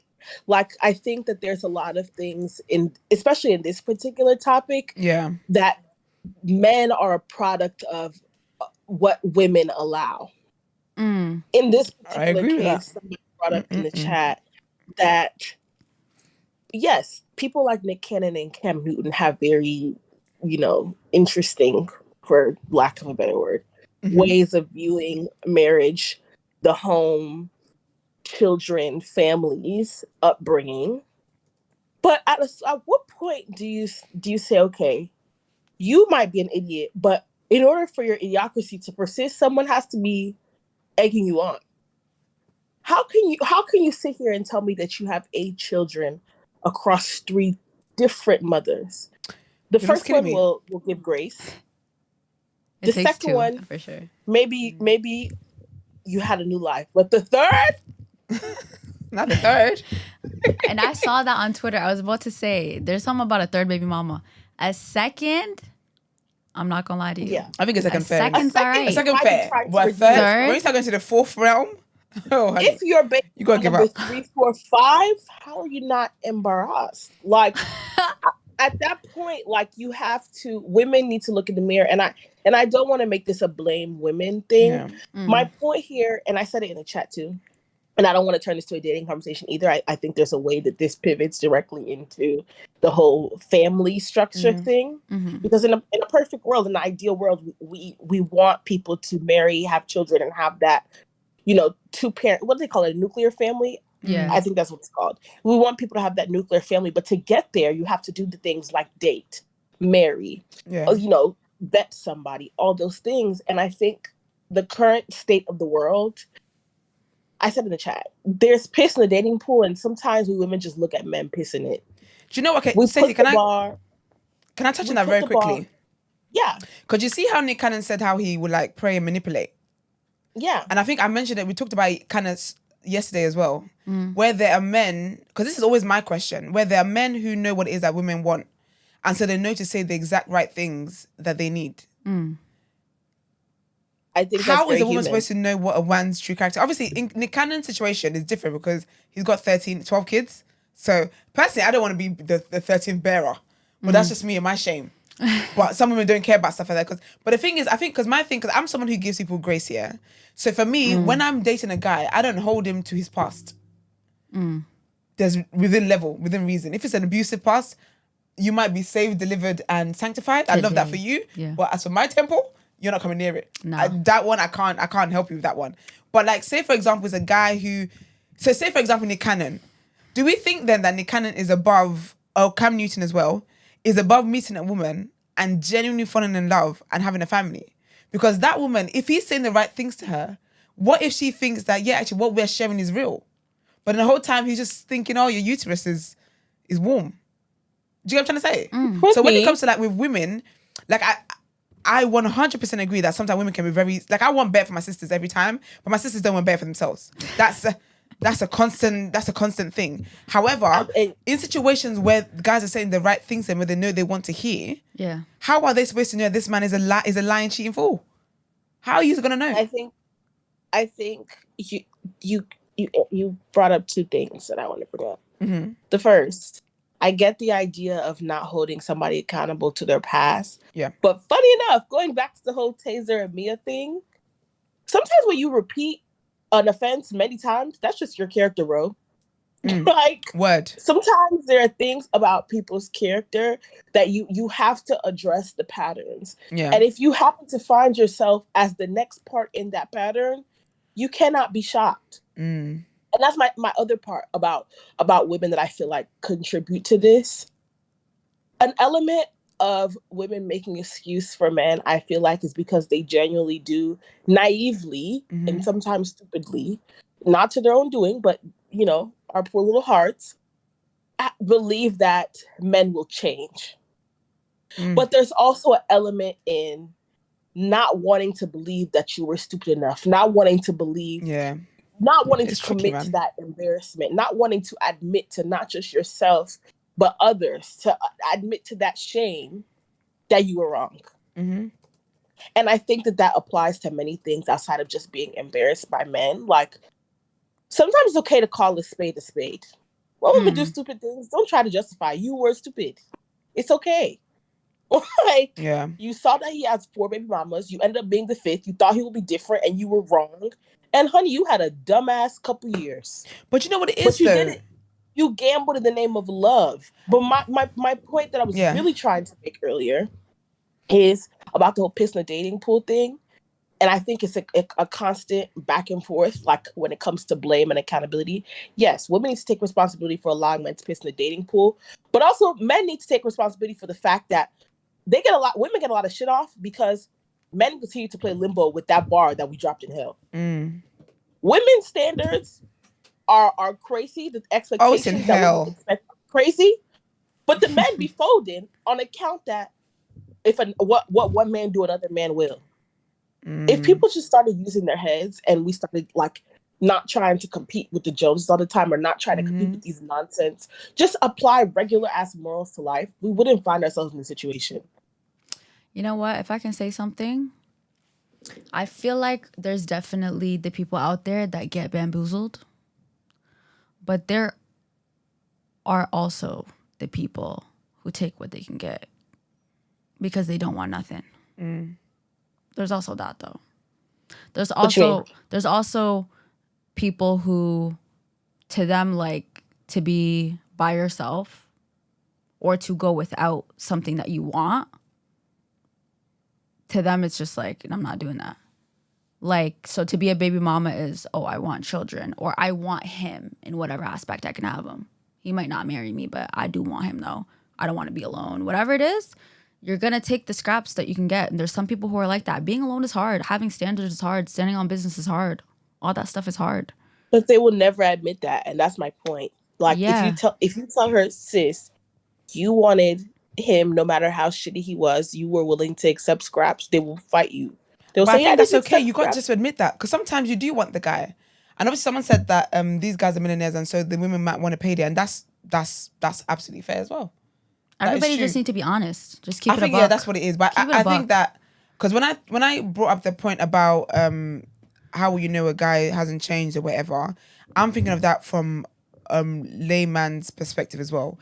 There are people who are not millionaires who do have 4 baby mums who have endless kids around the place. So when I'm having the conversation, it's not just with Cam and Nick in mind because they're millionaires. Because I think it's a mindset thing. The same thing that's got Cam and Nick moving like that is the same thing that's got a poor man moving the same way. But I think it's difficult. I just don't understand how it is that you can know. Because I think Danielle left a comment and said as well, she said, when you're the 3rd baby mama, you have receipts of their character. Words and manipulation shouldn't be a factor that women claim they didn't see. But then people can change. People change. Like if you have friends, let's use friends for example, right? You've had 3 friends in your life, for example. You're a terrible friend to the first one. You're a terrible friend to the second one. You got a 3rd friend now. You're a better friend to that person. You think people change? Yes, people can change. I'm not saying people automatically change or people. I'm saying that if you're someone who thinks like me, who thinks with the mindset of that some people go away and do the self work and change, and I've just met you. And you told me this is your past, but what you're showing me now is that you're not showing me your bad friend. You're not showing me the traits that popped up in those other relationships, in those other friendships that made it break up and stuff. Why would I be stupid to believe what you're showing me? You're showing me, and you're actively showing up as a good friend to me. How am I supposed to know? Why should I go with just with the 2 experiences that you've had? But that was my point earlier. Because then, sorry to say, because then what does that mean? So when people are done, we just say they're done and then they don't deserve love, they don't deserve anything. Is that what we're saying? So Stacey, what was it you said earlier? Which I don't remember what part you were referring to. Because you said that was what I said earlier. Oh, I said that was what I said earlier about people needing to call things a spade a spade. The decision to give someone grace is yours to make. Yeah, but then my thing is that if I give the person grace, why am I stupid for giving them grace? You have to acknowledge that it's you who made the decision to give them grace and take that gamble. Yeah, but if I give somebody grace, I've given them grace based off the evidence they show me. It's different if we're talking about someone who they're seeing toxic, the red flags are there. All I was getting was green flags. It's turned out now that actually this person was lying to me. How am I stupid for that? All it is that this person lied to me. Like, why is the onus on me for being stupid when I literally went with what you showed me, what you told me you were, what you showed me you were, that your actions match the words that you gave me. Why am I the stupid person in this? Do you get what I'm trying to say? That's different. Yeah, that's kind of like what I was saying earlier. That's different. When I was saying that, like, when somebody is not a good person or they haven't done a good thing to you, don't make it about yourself. Of like, oh, like, did I miss? Yeah, I just think, I don't think it's healthy. I feel like that's in cases where you don't have all the red flags. That's what I'm talking about. So I'm not talking about cases where there are red flags, where it's visible that he's a shit dad. Okay. So for example, like Cam Newton was to move to a woman, and then she sees, let's say this will be the 4th baby mum, right? Yeah. So the 4th one, but she sees that he's a shit dad to other kids and stuff. Girl, why do you think your story's gonna be different? Okay. But if I'm seeing him be a present father, I'm seeing him like looking as though he's doing the work to make amends, and then I feel like, okay, I can trust you and da. I'm seeing him have good relationships with the baby mums and whatever else. Why would I be stupid because it didn't work out? Unfortunately, I'm going to be added to the list of baby mothers now. Yeah. But why would I be a fool for believing what he showed me when it matched what he was telling me? Okay. I feel like in situations where it is that you can see that he's calling the other kids' mothers all bitches and hoes, and he's not there for the kids, and he lets you down. He like in situations like that, of course, then you intentionally have done what you've done. But I'm talking about situations. I just don't think that because someone has a past, that means that's all they ever will be. I believe that it's possible for people to do the self-work and to change that. That's why for me, I'm thinking some of these women, maybe that's some of their stories. Sorry, Stacey, go on. I would say I can't lie. When you get to a point like Cam Newton where you have 8 kids and what is it, 3 or 4 baby mamas? 3. It's time to have a blended family, bro. You can't be out here spoiling. He needs to get a mansion and just do sister wives. You need to find a woman who also has had maybe a couple baby daddies and create a blended home. Yep. But don't be to me the fool is the one that's the one you want to have your first experience at family life. He's done it 4 times, bro, and he failed all 4 times. That's character. Sorry. I mean, you just gotta find somebody who's like on what you're on, though. It works for some people. Some people they get what they want out of it. They want the same stuff. Nobody's going without nothing. That's the setup they want. Mm-hmm. So I feel like if everybody's honest, everybody can get what they want out of a situation. I feel like all of this happens, the messiness, the chaos, all this stuff happens when everything comes out. And everybody's not actually on the same page and don't actually want the same stuff. I think that's the problem. But like John Cena said, you'll find your people, but you got to be honest about it, about who your people are, though.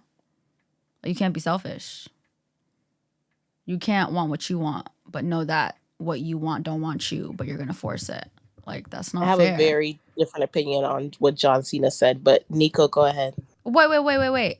Okay, wait. Earlier when you said... I should have said it at the time, but I didn't want to cut you off. So hopefully you still remember that train of thought. When you referred to the taser part earlier, what were you talking about? Do you remember? What was she like? She mentioned you said relating to taser, and I didn't understand the connection. I was like, wait. I was saying something to the extent of when Mia was saying that. Holding people to the past. If you continue something into the present, that's a part of your character. That's not a flawed perspective on your reputation. Gotcha. But I do want the other people in the what do you call it, in the Discord to talk. So I'm gonna go on. Thanks, Stacey. Thanks, girl. John Cena again. Always fun speaking to you, girl. Who's next? Go. Good morning, ladies. Good morning. Who is this? Good morning. Yeah, this is JR speaking. One more time. I'm sorry? JR. Oh, morning, babes. Oh, okay. Good morning. JR. Yeah, good morning. Is that a guy in the background as well? Yeah. Okay. Brent, you mean? Thank you too, sir. Good morning. How are you? Yeah, I'm good, thanks. You look good, yeah? I'm good. I'm blessed.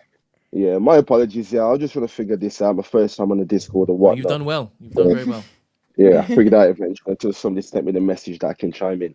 But yeah, I was just gonna say like with everything that the ladies have just said, like the ladies aren't entirely wrong in how they feel about men or Nick Cannons of this world and whatnot, right? Um, so I do understand where they're coming from. The men of today, we are trying to understand and also learn as well because times are different. Obviously I don't have no kids, but I've got a friend who's got 2 kids with 2 different women, right? And he's got a different girlfriend now. And he's always talking about like, bro, if I have a baby with this girl now, yeah, it would make it even harder if we was to break up or whatever it is, because now that would be like 3 different locations, but they're still very close to each other. So he is still worried about the fact that he might not be able to see the third child if that comes, because now he has to choose the first 2, who he's already got the order sorted, and the third one is just going to mess up the whole plans, right? So I get where the ladies are coming from. Now, for the men pushing back towards what the ladies are saying or feeling, I think it's more a case of, because ladies now today have a choice, it makes it hard for women to hold men accountable for men's bad behaviors or bad choices. If women did not partake in this mess, yes, it would be easy for them to say, yes, Nick Cannon, you're wrong, and Cam Newton, you're wrong, and majority of the men would be like, yes, ladies, you're right. But it's so easy for men to be like, no, you're wrong, because you're partaking in this mess. You want to hold men accountable for the, destruction of the black family home. But on the other hand, we've got ladies like Ebony K. Williams and whatnot doing it by herself, and that is still getting championed and applauded today. You know what I mean? So that's why, like, men find it so hard. Not that men can't take accountability, because society will hold a man accountable. You think so? But the reason, oh yeah, yes. I don't Society, think go on. absent fathers and like shit dads are shamed enough, which is why the onus is always on the women on like, why did you have kids with him? I feel like you hear that narrative of why did you have children with him and you should have known better, than you hear slander for if the man is not a present parent. You know what? They don't get shamed enough. I do agree it's not enough, but I do think it's getting better though. You think so? I think that like this pool or like this new wave of fathers, they're on it, like more than they were. I think it's getting better. I'm seeing more shaming. It's not enough, but it's getting better though. I see a lot of dads now, like the younger ones that are on it. That's why I said, like, just be the example of my friend, right? Like I said, he's got 2 kids with 2 different women, and he's got a girlfriend at the moment, and he knows that if they have a baby and that situation goes left, it doesn't work out, he knows that he might not be able to be in that child's life how he is with the first 2, because he's already got that situation patterned up, right? The third one is only gonna come in and mess things up for him if it was to go there, because he can't see. Does that make sense? I know it sounds harsh and whatever it is, right? But that's the reality, that's what I said. Yeah, of course, and that's the reality, and that's what I said. Society will hold him accountable, because if he goes and makes that choice and it doesn't work out, bro, you're snookered, and whatever she decides to do, where she's not going to let you come and see the child because she's not going to mess up her days or her own structure for you and your other 2 kids, bro, that's on you, right? Does that make sense? So the men of today, we are understanding, or let's say we are listening to what women are requesting. Yes, a lot of guys might think like Cam Newton, but that's because they are probably pissed off or angry and annoyed at, because they feel like I said, that women are getting away with bad behavior. You know what I mean? So that's why I said society can hold men accountable. But the reason why ladies are finding it hard is because, like, I believe the 2 ladies, you don't have kids, right? No. You both, you see, that's what I'm saying, ladies. You've got a choice. God. You both don't have kids. I don't have a child either. If I come along, yeah, cool. I might not qualify for both of you, but if I qualify, I'm good enough to qualify for you. But one of the main factors is that You can hold me accountable because I don't have a child. There's no kids involved. So yes, we can, keep it moving. But if I come through and I say, hey, ladies, I want one of you or whatever, and you ask me if you got a kid, and I say yes, and you don't have a kid, you've held yourself to a standard. But of course, you can push back and be like, no, sir, you don't meet my standards, because that's a big expectation of you to think I'm going to raise your kids or your child or whatever it is. So that's what I said. Because ladies have a choice, they cannot sit there and hold men accountable, because we're both partaking in this hot mess. Wait, how do you feel about that, though? Sorry, not to cut you off. How do you feel about that, though? Somebody was to approach you. I don't mind. I could be with a guy that's got kids, but I don't want, right now, kids is not my card. It's not my bingo card. So I could be with a guy that's got a kid, 2 kids. But for me, it's about the relationship he has with the children's mother, and also the relationship he's got with his children.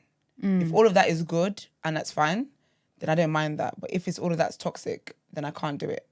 Like, I'm not fussed about other people having children. It's situational? It's about my womb. Because I was about to say, I think I don't want to assume, but I think you might have assumed that we wouldn't be on that because we don't have children. But a lot of women aren't, though. Because when I say that to people, typically they push back on that. They're like, really? Why would you, they push back on the fact that I would be with a guy with kids. I feel like that's nasty. I don't like that. That's what they say, but no, if they do say that, but I feel like that's nasty. Though people do that all the time, though. Like, there's certain things that I'm never gonna talk to. I'll tell you about in private, but yeah, it's just people do that. Yeah, did you say that I asked the question assuming that you don't want kids? No. Like, we wouldn't be with a guy who's got kids because we don't got kids. Oh, but I'm saying that narrative is very popular, so I can see why you did assume that. I just want to make that clear because even people definitely raise their eyebrows when I say that I would be with a guy that has kids. Yeah.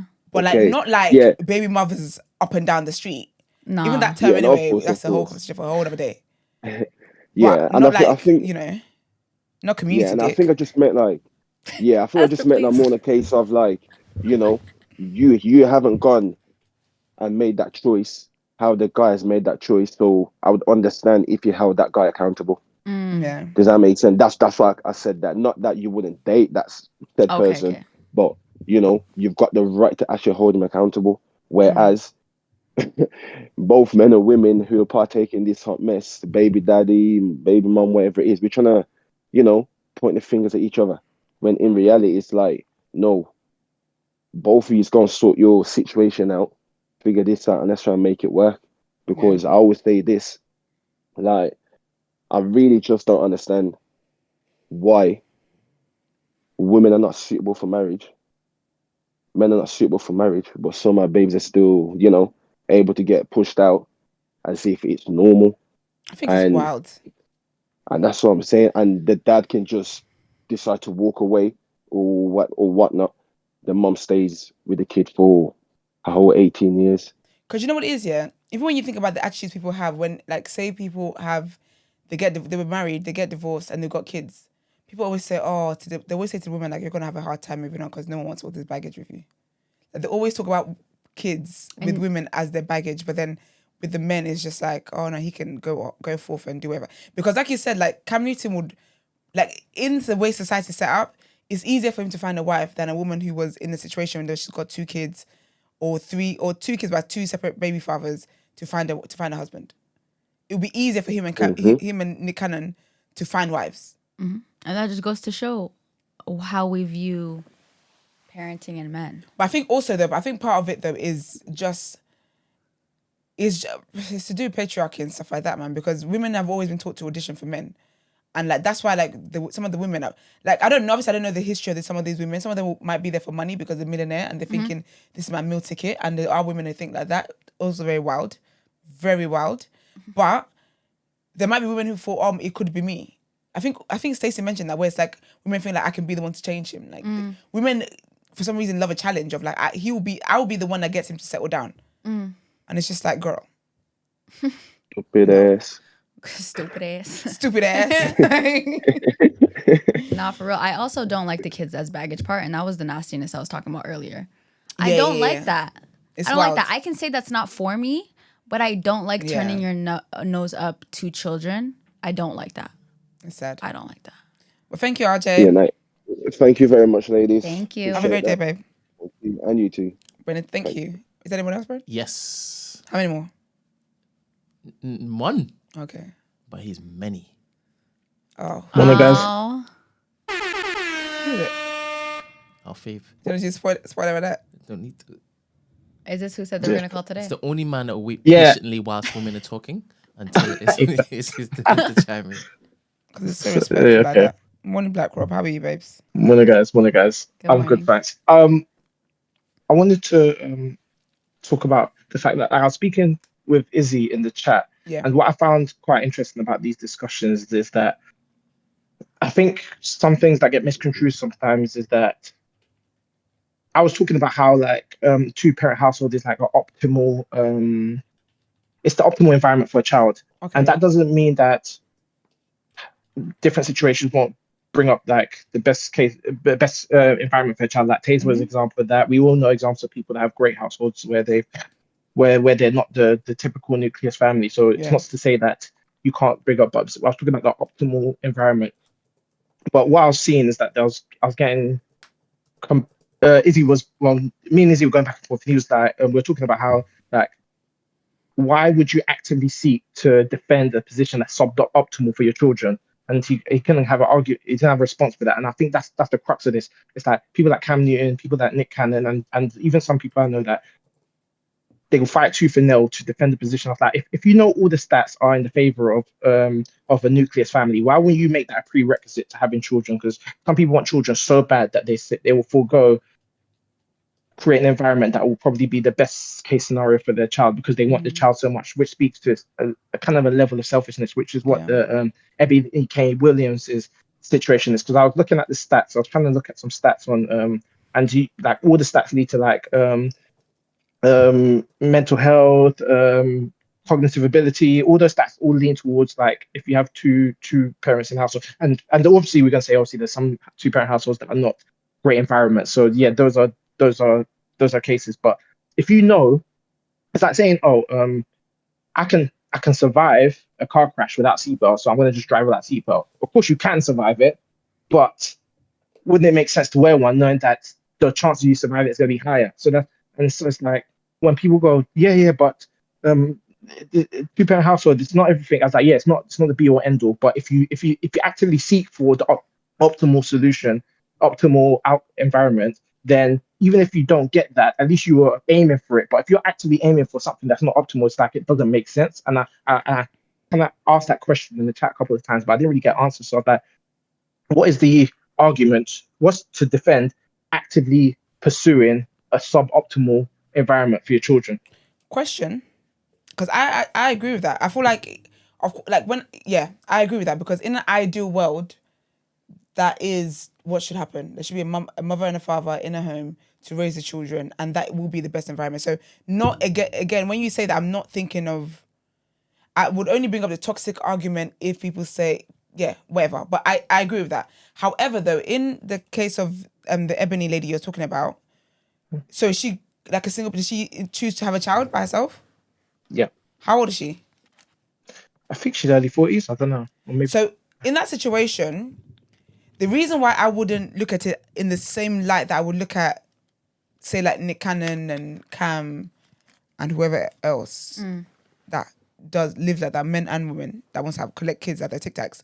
The reason why I wouldn't see that is because if she hasn't been able to find a partner to be able to create this two-parent household, in my mind, if you're doing something like that, you are more intentional than even than someone who could be in a two-parent household. So you're going to make sure you have all the resources that you need. You're going to make sure that you have the right community. Like in my mind, there's a lot more intention that's gone into having this child because again, I feel like with the love thing, like we're waiting for somebody in the future, that may or may not happen.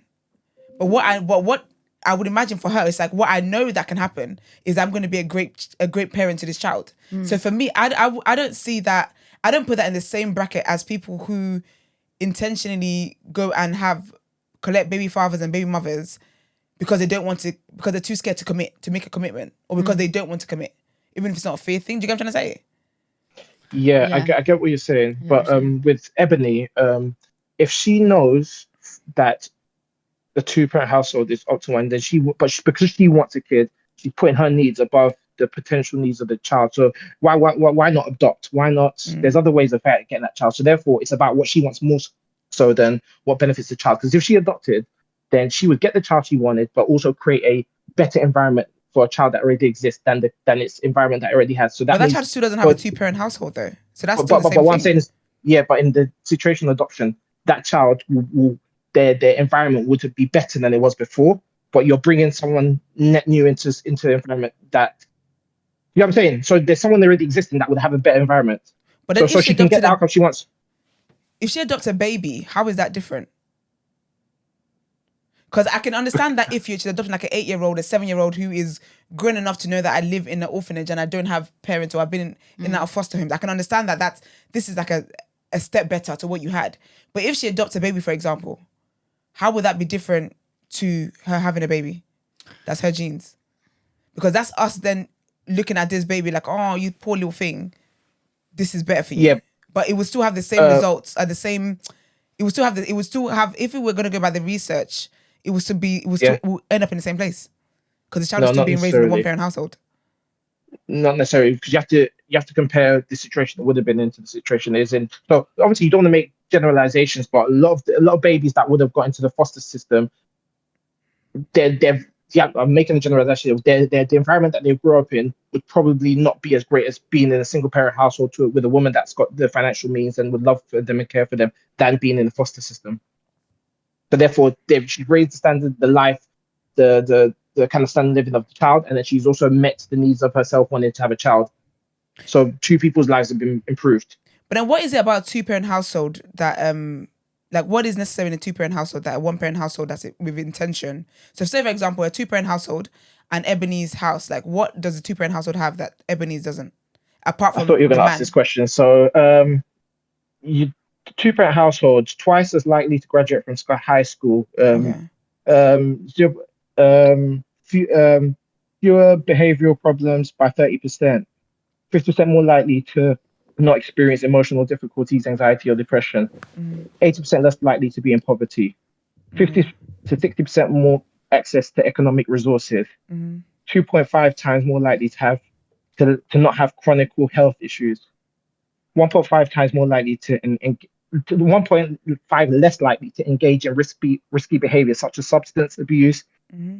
I'll share with you all the studies because I knew this question was going to get asked. But then, you know what I'm speaking about? Is I'm talking about a home where the person has intentionally gone to like have a baby. So in my mind, Ebony would make sure she's got all these resources. So how would the child end up like? I don't know if you get my question. It's like, what will make the child less likely to go to university? What will make the child more likely to do drugs? What is it? Because is it that the child in a 2-parent household has 2 people encouraging them to go to I don't know the education seriously? Because that 1-parent household with this person that's very intentional has that. I think outside of just having an additional intentional healthy person, you can be the best mom in the world. You're not a dad though. Yeah, you're not. But the thing is, I haven't been able to get a dad. I haven't been able to find a man who is suitable to have a child with. But I still want to have children. So what I'm going to do is give the child the absolute best. And I think the best love I can give, and that will work out fine. Because again, and I think this is why then people will then bring up the argument about there are 2-parent households who end up with those statistics of what the 1-parent household should be. Because you can have 2 parents in there, but then the love is not there and the child might be raising itself. Yeah. But then in the same way as well, you would have a 1-parent household where if this person is that intentional and provides for the child, whatever, check all the boxes. They check all the boxes. Yes. So that's why I say that. I think the argument I'm trying to make is that for me, I can't look at somebody who was unable to find somebody to have a child with as selfish when they've done all the work they need to get. They've gathered all the resources they need to get to ensure that they raise a child, that they raise a well-balanced human being. Yeah. I But can't then look are at you them making the I same can't look at that as argument? a selfish decision and look at them in the same way that I look at Nick Cannon and Cam Newton. Oh yeah. 100%. Are you making the same argument Nick Cannon and Cam Newton are making, in the sense that you said that they've acquired all the resources, so all the material things you need to have a child they've got, but then there's the immaterial stuff that you can't acquire, which but they would is have that though.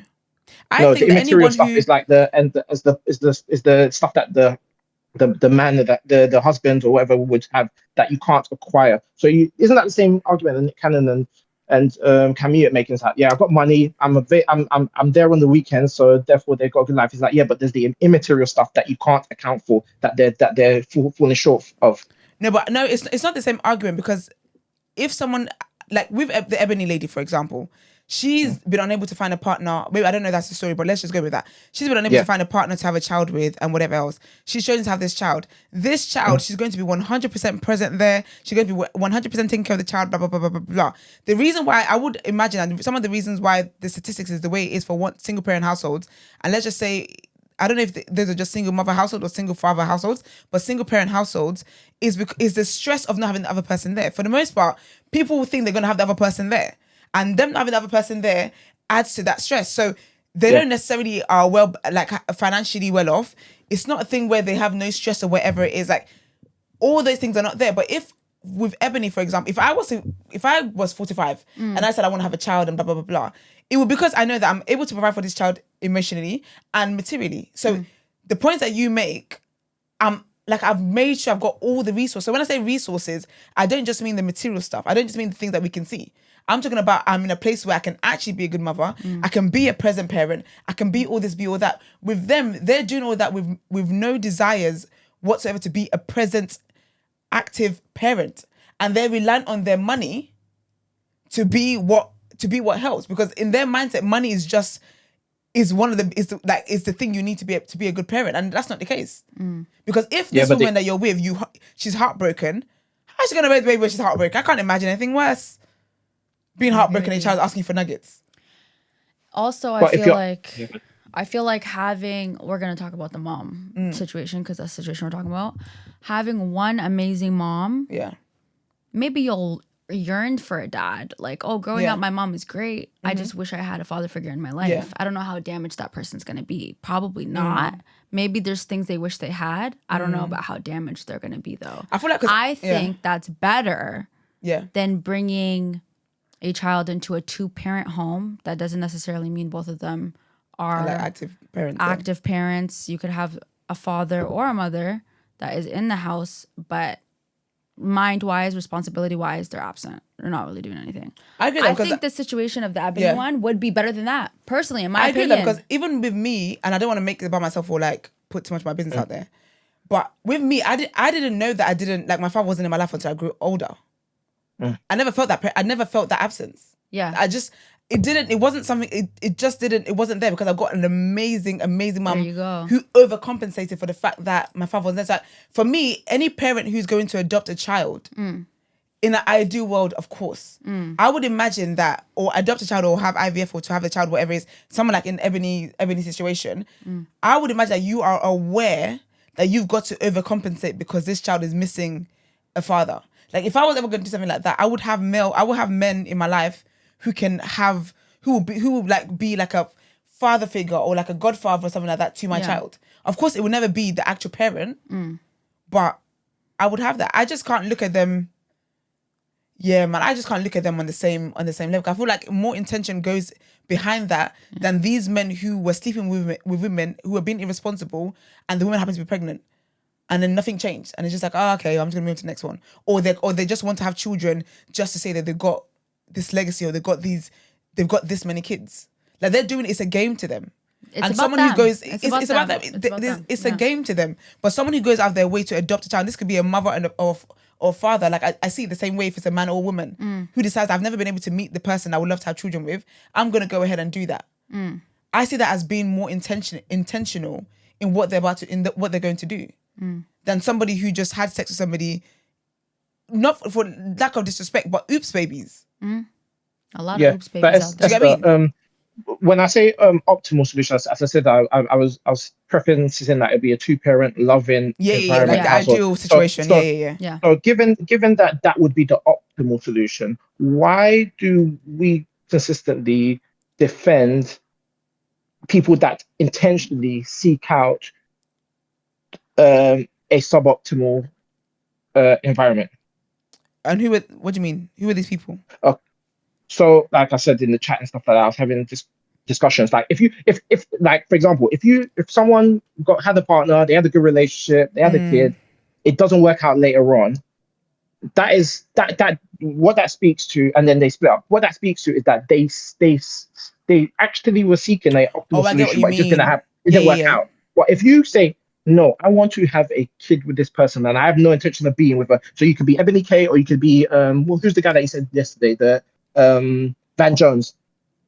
Do you know where he's like a conscious coupling or whatever they called it? I see them as the same. And so that means if you're actively seeking an environment that is like you're actively seeking to create a broken home or a blended family, that's the issue I have. Not necessarily that you wanted to have a 2-parent household, you wanted to have the but it didn't work out. Fence, whatever, and didn't work out. That's fine. But do you know what? I agree with you, because I still see that as this. I think that's one of the selfish things that human beings do. What? I've always said, like what he's just said about someone who, like, you've intentionally gone out of your way to have a child, knowing that the person's gonna, like, you're not gonna, like, the partner, essentially you've gone out of your way to have a single parent household. I think it's because it's what you like. I think it's selfish. And that's so then Ebony falls into that though. No, she doesn't. That was the next sentence I was about to say. Because that's different. I feel like if you're somebody, so that Nick Cannon, Cam Newton, I think they're selfish. Yeah. If there's any other woman who's having a child for a baby, I think that's selfish, because you just want to have a child as an accessory. I think people who go out, who are older or whatever the case might be, and who go out of their way to, like, to have not go out of their way to, but like someone like Ebony, for example, there's a lot more intention there than anybody else who just had a child as an accessory. I can't see that the same way, but I think that if you're somebody where you know that this person, what's an example I can give? I can't think of an example I can give, but I think that people, if you know that you're in a situation where, for example, you might end up in being a single parent, or you just date somebody just for the sake of having a child with them, I think that I see that as selfish. So basically having a child for all the wrong reasons. For the wrong reasons. But then the thing is, Ebony cannot fall into that, because with her, I would imagine she didn't meet the right person to have the child with, and she's getting older. So can I jump in? Of course you can. But doesn't she, that speaks to, I've seen the full interview of Ebony, and she was saying that she kept meeting the wrong people. So what it speaks to me, it seems like she doesn't want to do the work to cultivate a loving relationship with a man, so she wants to jump a step, because children should be a byproduct of a loving relationship. And if you can't cultivate a loving relationship, then sorry. Do you know what I mean? That's how I see it anyway. But but then when you say that, because she didn't find somebody, she didn't want to do the work, you don't know that. Because like we said earlier, there are men, and like even Nick Cannon said, there are men who will say the right things to women and whatever else just to get her attention and sleep with her and blah, blah, blah, blah. And then I come to find out that actually, no, you're a piece of shit. That's got nothing to do with me. That onus cannot be put on me. That's to do with that other individual. Yeah. If I ever come across, if I only come across men that are not great, the onus cannot be on me that there's something wrong with me. Sorry, but when you meet people, that's what happens. Yeah, I don't think it necessarily means that there's something wrong with her and she couldn't be able to do the work and she was lazy or whatever the case might be. She just didn't meet great guys to make that commitment of having a child with, which is a big deal. But she's still actively creating a broken home, but on purpose. How broken? She's creating a broken home. How broken though? I don't know. Because do you see? So if you see a 2-parent household, and the parents are like absent, kind of there, but not there. Like they're not in the loving situation that you've got in your mind. Do you see that as a broken home? In the definition of broken, no, but it's not optimal either. That's not optimal either. Yeah. Okay, so not ideal is one thing. Broken is another. But that's a broken home. So if you're gonna see Ebony's situation where she's a loving active parent, a loving active single parent as a broken home, you've got to see a 2-parent household where is subpar love in there as a broken home. Yep. That's a broken home, because it's going to create the same effects as what has been assumed a single parent household would. Okay, I'll give you Same that. results. Yeah, that's true. I'll give you that. I'll give you that one. Yeah, that's true. I think we should I all see that one. aspire to have the nuclear family, of course. Yeah. That That's what is I'm the saying. best option. There's no I way absolutely somebody think so. argues against that. I agree with that. But I don't But if you agree like- with that, you have to be anti-Ebony's stance. I don't have to be anti-Ebony because two things can be true at once. If a woman is 50 years old and she's never met the right person to have a child and she's able to adopt a child, because for me, again, I can't see like the same way you think that I have to be on the same argument with Ebony thing is the same way I don't think that you can look at someone having a biological child and an adoption the same differently. You've got to be on the same because either way it's a single parent household both ways. Yeah. But I think that if someone came to me and they're 50 years old or 40 or whatever, even 30 something or whatever, and they've been unable to meet the right person, they're like, this right now I have set my life up so that I can take care of a child. I can give the child love. I can be a present parent. I can provide for the child. I can do all these things and be an active parent. I cannot look at them as selfish. I cannot look at them as wanting to create a broken home because they've come with all the tools to create that. So I've got a question. Why do you think she chose adoption? Why do you think she chose having the child over adoption? Because a lot of people not everyone believes in adoption, and that's okay as well. I personally believe in adoption. I feel like I would adopt sooner than me having a biological child of my own. But not everyone believes in adoption. I think adoption is also more difficult.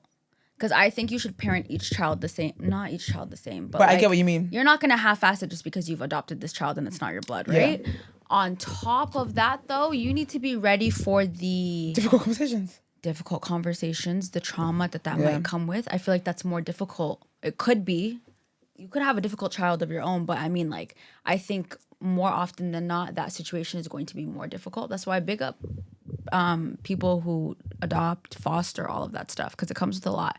And emotionally, you need to be prepared for that because that child doesn't deserve that. They need to be put into a situation where they're going to meet somebody who's going to be able to handle that, not put them in a worse place. Yeah. So big up to people who do that because it's not easy for sure. So having your own biological kid, I feel like would be easier. But I also think that easier for the parent, right? Yeah.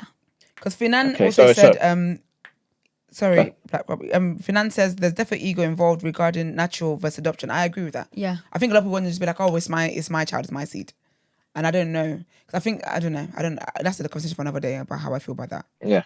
I don't agree with it. But yeah. Fair enough. Anyway.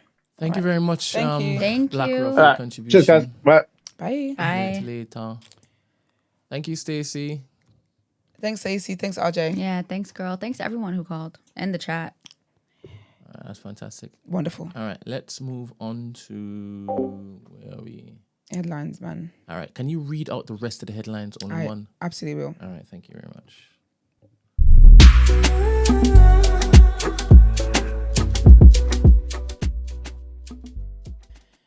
All right, so here's our next headlines. BBC News investigation reveals concerning practices in private special needs schools in the UK. Children with complex needs are being subjected to excessive restraint, lack of qualified teachers, and poor academic progress. Parents express frustration with the complaints process and feel unheard by school authorities and local councils. The government aims to reform the SEN system and reduce reliance on independent special schools due to these issues. Independent special schools provide a holistic service but face criticism for employing unqualified teachers and opting out of SEN code of practice. Our next headline. Ooh, sounds like something I might like. Workers could be given the right to ask their employers to work a 4-day week under government plans to increase flexible working. Employees will still have to work their full hours to receive their full pay, but could compress their contracted hours into a shorter working week. Conservative Shadow Business Secretary Kevin Hollenrake claimed businesses were petrified about the plans. However, ministers insist they will not impose a change on staff or businesses. Any changes to employment legislation will be consulted on, working in partnership with businesses, said a spokesperson at the Department for Business and Trade. They added that the plan for more flexible working was instead designed to increase productivity and help get more people back into work. Currently, employees have the right to request flexible working, but employers are only required to deal with requests in a reasonable manner. Our next headline. Workers who leave the head office to buy a cup of coffee are costing an Australian mining firm too much money, according to his boss. You know you don't know you're going to sneeze. Okay, I'm not. Managing Director of Mineral Resources, Chris Ellison, said during a financial results presentation on Wednesday, he wants to hold staff captive all day long. I don't want them leaving the building, he said. The head office, in Perth, has a restaurant, 9 staff psychologists, a gym and other facilities designed to encourage staff to stay in the office. We have a lot of different benefits that we have brought on, said Mr. Ellison, whose company has a strict no work from home policy. Why have I done that? Because when I get them first thing in the morning, I want to hold them captive all day long. I don't want them leaving the building. I don't want them walking down the road for a cup of coffee. We kind of figured out a few years ago how much that costs. He said the rest of the mining industry should get on board with his thinking on the benefits of working in the office rather than at home. The next headline. Gym goers will soon see special stickers on mirrors at their local leisure centres reminding them to look out for potential signs of cancer. It is part of an NHS initiative around body awareness to get more people diagnosed early. The messaging that will appear at hundreds of better leisure centres in the UK advises know what's normal for you when it comes to your body. An unusual lump, skin change, unexplained weight loss or bleeding, for example, is something to talk about with a doctor. While not all changes will be cancer, it is important to check. The NHS has already partnered with several supermarkets to warn about early signs of cancer, putting messaging on products such as underwear and toothpaste. That's a very good thing. Our last headline for today, actually, trigger warning on this. The former Strictly Come Dancing star Artem Chigvintsev has been arrested on suspicion of domestic violence in the US, according to jail records. He was booked into Napa County Jail in California on Thursday morning. The 42-year-old Russian professional dancer joined Series 8 of Strictly in 2010, winning that year with celebrity partner Cara Toynton. Since 2014, he has been appearing regularly on Dancing with the Stars, the US version of the show. Online jail records say Mr. Chigvintsev was arrested under Section 273.5A of the California Penal Code, corporal injury to spouse. The section covers traumatic injury to... Sorry, my throat is dry. Shout out to Vanad. Oh, my throat is so dry. When your throat is dry and you've got one eye about to water. Oh, his names are killing me. The section covers traumatic injury to a current or former spouse, cohabitant, or fellow parent in an act of domestic violence. The offence can be charged either as a misdemeanor or felony, the latter allowing for a sentence of up to 4 years in jail. It is not clear whether Mr. Chigvintsev's current wife is in any way involved. In 2022, he married World Wrestling Entertainment WWE star Nikki Bella, whom he met on Dancing with the Stars in 2017. That's it. Let's quickly... Are we doing Asking for a Friend, right? She said, that's it. Let's get to Asking for a Friend. So, do you mind reading?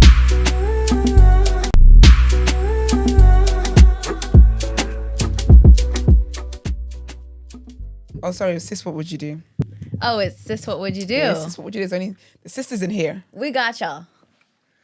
Okay, it's only one? 2. Girls 3. Oh, 2, Sorry, yeah. Okay, 3. so we do got y'all. Okay. And then we'll do Wooden Road afterwards. Okay. Because there's no reaction. Okay. I'm going to just include your age, sweetie. Okay. Yeah, put the age, not the 20. name. Yeah. Okay. Yo, TDA crew, I'm blank and I'm 20. Thanks to Esther for the advice. I've gone where the love is and been dating outside my race. It's been fantastic advice. Thank you, Esther. I've been dating a beautiful 29-year-old white Albanian girl for 7 months and I love her. Okay, go where the love is, crew. Where you at? And Christy is shy for me right now. Oh, so is this an update? My dilemma? Oh, okay. My dilemma is my family like her, but her family don't like me and the age gap. I wanted to ask your opinion on how to navigate being with someone when the other person's family don't like you. And are age gap relationships calmer as you get older? I'm mixed race, Ghanaian, and English for context. Take care. Ooh, yeah, I can't lie to you, baby. The age gap is... I said go with love is within age. I should have given more details, Brent. I should have been more specific. I think that with the age gap stuff, age gaps happen, innit? So she's 29, he's 20. He is 20 and she is 29. Oh. Okay, I think that... Do you know what it is? I think time will tell. I don't think you can convince the parents about the age gap. I think people feel about age gap is a very subjective and personal thing that people feel. For me personally, I think that's too much of an age gap at that age. I think if you're older, 25 plus, I've talked about it on the show before. I think 25 plus is when we can start looking at age gaps a little bit differently. But for me, when you're 20 and she's 29, you're in different stages of life. I don't know if you're studying, you'll be in university. She's already a paying tax girl. Even so there's that. Yeah, where even you like are mentally is different. Maturity. I think also even what she wants. Does she want to settle down and get married? Are you in a place where you want to settle down and get married? So I think that unfortunately, sadly, there's nothing you can do to convince the family that they should be fine with the age gap. I think that you guys have just got to carry on with the relationship, and at some point they'll come on board. If you guys know what you're doing and you want, like, you don't feel pressure to be with her. She's not taking advantage of the situation, blah blah blah blah, or like manipulating because you're younger. Then your love will tell the story. Your love will tell the story every time. I don't think there's anything you can do to convince anybody to accept an age gap that makes them feel the way they feel. Okay, so the question is, I want to ask your opinion on how to navigate being with someone when the other person's family don't like you. Yeah, I would say your relationship needs to be strong enough to handle that. And it's going to test how strong your relationship is for sure. Is it doable? Yes. But you both have to be willing to choose each other at the end of the day. I think it's going to be, whether it works, it's going to be about how strong your relationship is, because it's going to be a strong strain. I don't think you should downplay how much of an issue that's going to be. It's going to be an issue, like a big one. So I would say that is my opinion on that. And we said they do get calmer as you get older. But for y'all to get out of that time period, like where you're both in different stages of your life, is going to take a while. It's not like you're 24. It's not like you're 27. You're 20. You just came off the teens. Like, she's going to go into a separate decade and you're still going to be in this one. All right, Sarah. Not for real. Like, you just left 19, you into 20. But she's leaving the 20s, going into the 30s. If you kind of think about it, you're always going to be in a different stage of life until even, I want to say that, like, now that I'm 30, when I was younger, I probably would have told you 30 and 40s are like not that off either. I don't feel 30. I feel closer to 20 than I feel to 40.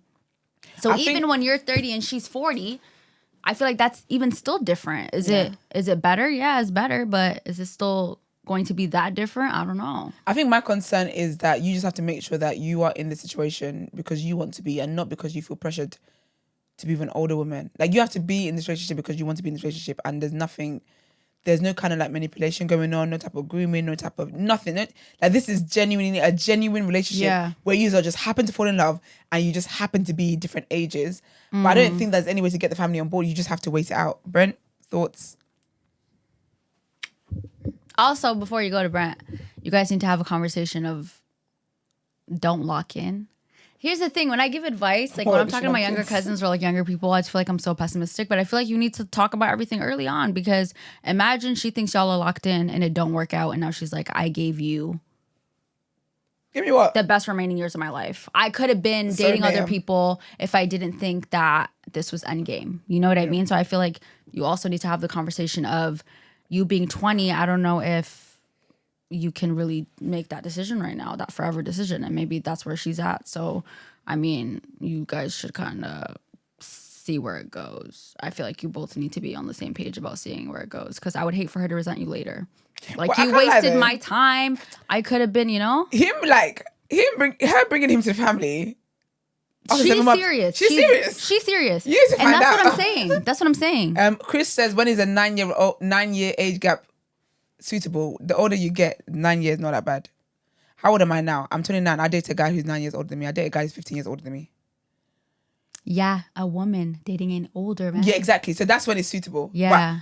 Because he's 20 years old, like, I need him to really sit down and just make sure that, and even like the kind of things that you want out of this relationship, are you just saying that you need to make sure you're not just saying that because it's an older woman and you feel like, because there's going to be pressure to feel like you have to impress her because she's an older woman or blah, blah, blah. Like, you need to sit down with those thoughts before, like, you need to know what you're doing and whether you actually want to be in this situation. Because that age gap at this age is mad wild. for anyone. I started to look at age gap differently from the age of 25. But 20, Even 25, it has. I need to know the details. That's I why I need to know started the to look ages. at it differently. So I wouldn't be all the way you're more judgy. open to it. Yeah, but we have to consider it because if you're 25 and you got a 40-year-old, that don't make sense to me. Okay, what would But you if you're consider? 25 and you got a 30-year-old, that's not bad. What would you consider an age gap? Obviously, literally anything is an age gap. Literally, in the literal way, in the literal sense, yeah. But then if it's like, if the person's 25, for example, and there is someone who's 28, 29, 30, that one, I'm like, okay, we can talk about that. But if you're 25 and you're with a 40-year-old, my eyebrows are raised as it is for a 20-year-old with a 29-year-old. Yeah. So, yeah, it doesn't mean that when you're 25, for me, anything can run. There still has to be consideration. It has to be even a 30-year-old with a 70-year-old. Yeah, it has to be reasonable for sure. Yeah. Brent? Have you got any thoughts? We'll move to the next one. Next one. Okay. So you have no thoughts? Yeah, you had no thoughts today. No, I'll share my thoughts with Sarah afterwards. Sarah. Should have never told him that. Okay, age 27. Hey, I'm blank and I'm from New York. Oh, hey, girl. I've been watching ever since the episode with my girl. I'm not going to say who she is. Anyway, hopefully you can help me out. This may come across as rude, but I really don't care at this point. Oh, she needs advice. Is it serious? Seems like it. I'm tired of guys that aren't my type approaching me. I feel like dead-ass dudes. Ooh, I felt that in my chest. This is rude. That are scary looking. Oh my God, you sound like my best friend. That are scary looking and that don't have a... Girl, she was not lying. Okay. I'm tired of guys that aren't my type approaching me. I feel like dead-ass dudes that are scary looking and that don't have a warm spirit keep approaching me. What can I do to stop this happening? And how can I attract more men I want? And plus, how would you go about shooting your shot as a woman? I'm open to doing that, but I'm a bit scared of being rejected. Sending love, X.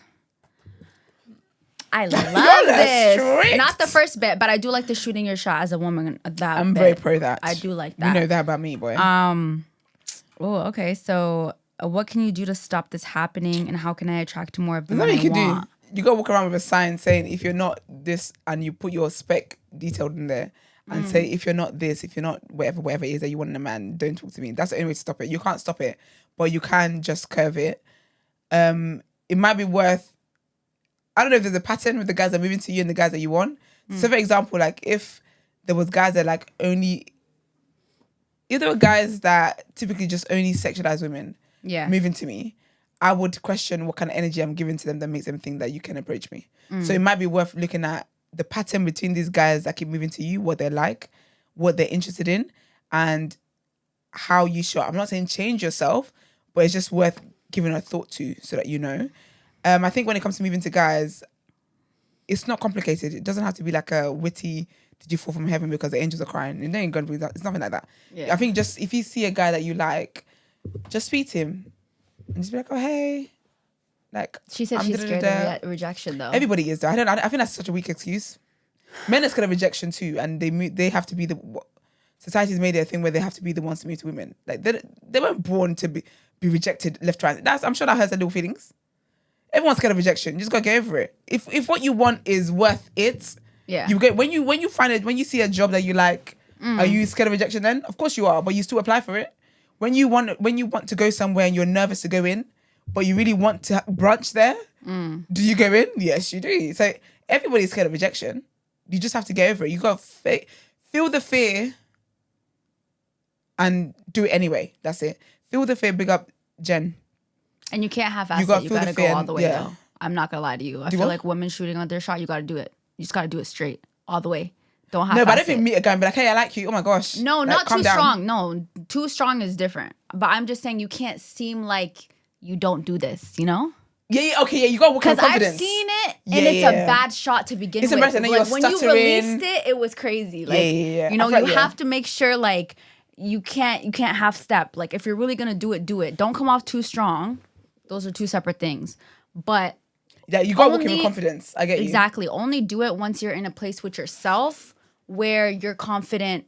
However this goes, you're cool either way. You have to get to that space because don't be shooting off bad shots. And don't be salty after, because I hate when men do that. Women do it as well, to be honest. But you know what? To be fair, Life of Butch said something. Life of Butch said people will do all this, but maybe she looks bummy. There's a reason why you feel like you have to move to men. Yeah. So yeah, I think it's worth. Yeah, I think it's also worth. Yeah, I mean, to be fair, that's kind of what I said though. You gotta look at what it is about you that's attracting these guys. Okay, you know what about that bit? Because I don't think you should be upset about this type of dudes that are approaching you and them not being your type. Yeah, man, what kind of want good things? People want good things. Whether they're deserving of them is different. But like, are you really surprised? If you really like that, like, are you really surprised that they're approaching you, even though it's not what you want? Are you surprised? I think you'd be more upset if you're not getting approached. That would be the problem for me personally. But when it comes to you getting what you want, if you feel like they're not approaching you, then yeah, you might have to shoot your shot. But I don't think you should feel some type of way about. I hate saying dead people. I really don't want to say that. But you're say people that are not as attractive. No, not even. Just not what you're looking for, not your type. I don't think you should feel some type of way about that. Yeah, man, I can't lie to you, girl. You gotta look. I can't even lie to you. This is a look within situation. Yeah. There's so much advice one can give you for this. There's a lot of advice we can give you, but like, I feel like if anything, you just feel like you're that girl if everybody's approaching you. Everybody wants some. Girl. If you are that. All right, last one. You that girl. Oh, gotta beg. Okay, so the next one. Mm-hmm. Okay. 25. Had to send this in because it's eating me up and I can't tell anyone in my life right now. Been with my boyfriend for 2 years. We are in love and have spoken about marriage and spending our lives together. The relationship is great, no complaints at all. Over bank holiday, I went to a day party with the girls and ended up at an after party at a house of one of the men my girl is dating, I believe. Long story short, I ended up staying over at the house as I was very drunk and kissed someone. Not a proper kiss, but it happened nevertheless. I also slept in the same bed as the guy, but nothing happened and I was fully clothed. I've cried this entire week because I feel like I've betrayed my boyfriend. And if I tell him, I know he will break up with me. I love him and made a huge mistake. Do I tell him or should I try and forget about it? Oh, this is going to be interesting. Because I know what I'm going to say. What are you going to say? No, you say what you're going to say. Oh, what do you think I'm going to say? Say what you think I'm going to say. No, I don't know what I think you're going to say. But I think you say what you want to say first. Okay, I'm going to say two things. By the fact that this has been eating you up, you're not really like that. Baby, you're going to have to tell him. You're going to have to tell him. Because eventually it seems like it's going to come out. And I think you holding on to it and saying it later is going to be worse than you just coming out with it now. Because the fact that it's bothering you, you're not really like that. If you could hold it in for the sake of your relationship, because it's never going to be the same again, by the way. Never going to be the same again if you actually do tell him. If you could have held it in, if for the sake of your relationship, if you really try to stay in that relationship, I would tell you, baby, forget about it. Forget about it. Because it's never going to be the same. Ever. But I would say tell him. Especially, I think it would be even worse if he finds out about it and you didn't tell him. So 2 situations. You tell him later and he's like, why didn't you tell me? Second, if he finds out from elsewhere and it's why didn't you tell me? So yeah. So I feel like Esther's gonna say, are you crazy? Tell him. Do you know what? I don't even know what I want to say because this is my thing, right? I believe in honesty. Me too. I'm not pro cheating, and what you did was cheat. She did cheat. Even if you're gonna say it's a little kiss, it's a peck. Actually, a peck is alright because it's like isn't a peck like a normal like a side, like when you greet somebody. Where do you think she messed up at before you get into? Where do you think she messed up at? First of all, I need people to start knowing how to drink. How about, girl, let me read this again. I need people to start knowing how to handle their liquor. I need people to know to be more self-aware, to know how, when you drink, how you be feeling. I don't think that you should ever put yourself in, if you're in a relationship, I don't think you should ever put yourself in a situation where you could possibly cheat on your partner. So there's that. Yeah. Yes, you feel bad because when this dilemma came up, I can't help but think of our lovely sister back then, a few weeks ago, who did something similar and didn't feel bad. So I guess to Sarah's point, yeah, it speaks to it not being your character. Mm-hmm. But I think that if it's in your life, then you have to come clean about it. But I think also as well, when it comes to people coming clean about stuff, I'm not saying you shouldn't come clean about it, but I just think that don't come clean about it just to relieve yourself for selfish reasons, and then it makes the other person feel bad. But I think that consequences of actions, and you kissed a guy and you got to let your man know, and now you got to deal with consequences. Yeah. Finances, I'd also like to point out, never has a wake and bake led to cheating. Finan, stop waking and baking. No. Yeah, I feel like you're gonna have to tell him honestly, because you wouldn't want him to tell you. I think you feel bad to tell him, and I think also as well, like, how are you gonna build a foundation of relationship? Like, how is the relationship gonna go forward if? And he's perfect. I feel like she don't want to let him go because he's perfect. Yeah, but you got to understand that when you play stupid games, you win stupid prizes. Facts. That's the concept. Like, when you, God forbid, if you lose this man, you're gonna go further ahead in life, understanding that you cannot gamble with relationships that you have. Because I think that the only reason. It might be your lesson to learn. It might be your lesson to learn. I think cheating on your partner is a lack of respect. Yeah. Cheating on your partner is due to lack of respect. And if you really respected him, I don't think you would have cheated him. And I know you're gonna say, but I do respect him. You wouldn't have went to the after party. Keep it a buck. You would have done that. You wouldn't have even went to the party. I think you can go and be with your friend and go to the after party, but I'm not. After party? Yeah, I would. Bruh. I would. If I had if my boyfriend and my friend was going to the party and it's one of her guys or whatever, I play wing girl for my friends all the time. But the way I'm conducting myself there, I'm not finding myself in a position where I'm cheating on my boyfriend. Like, I feel like you can go anywhere. It's about how you conduct yourself. So going to the after party, I don't think going to the after party is that deep because it's basically a party. Whether it's after or before, it's a party. But it's like you should have gone to the party and handled your liquor, and also not have stayed over and been laying in bed with another man, and then lip-sync people. You got to take accountability for your situation, whether you think it's a little kiss or not, girl. We have to be fair because if this was a man, I'm not going to go to after party. I don't care about stuff like that. I'm not going to an after party, to be honest. But yes, I don't think that's the problem for me personally. I think the problem is how you conduct yourself, because she could have gone to a party, like not an after party, a normal party, and still done the same thing. So I don't think the after party is the problem. The after party is the problem, bro. No, it's not, because she could have gone to a party, the first party of the day, and conducted herself in the exact same way. The after party is not the problem. The after party is about how she conducts herself. Oh, 100%. But she could have gone to a concert and done the same thing. Yeah, but like, I feel like, well, maybe I'm saying this because I have an opinion about people in relationships being in certain social spaces. Really? Yeah, I do. What is that? I didn't say that. Okay, go on, what are you saying then? I feel like there definitely needs to be a change of how outside you are when you're single and how outside you are when you're in a relationship. I feel like her man not being with her at the brunch or wherever she said she was is cool. Obviously, I was about to say, you're my gosh, you're about to be a girl that because if he was toxic, he would have had a problem with you being there without him. Because brunches get popping these days. We know how brunches be looking. Yeah, but then, okay, so where do you think that people in relationships that after party? I just want to know how that conversation goes. Did he know you were going to the after party?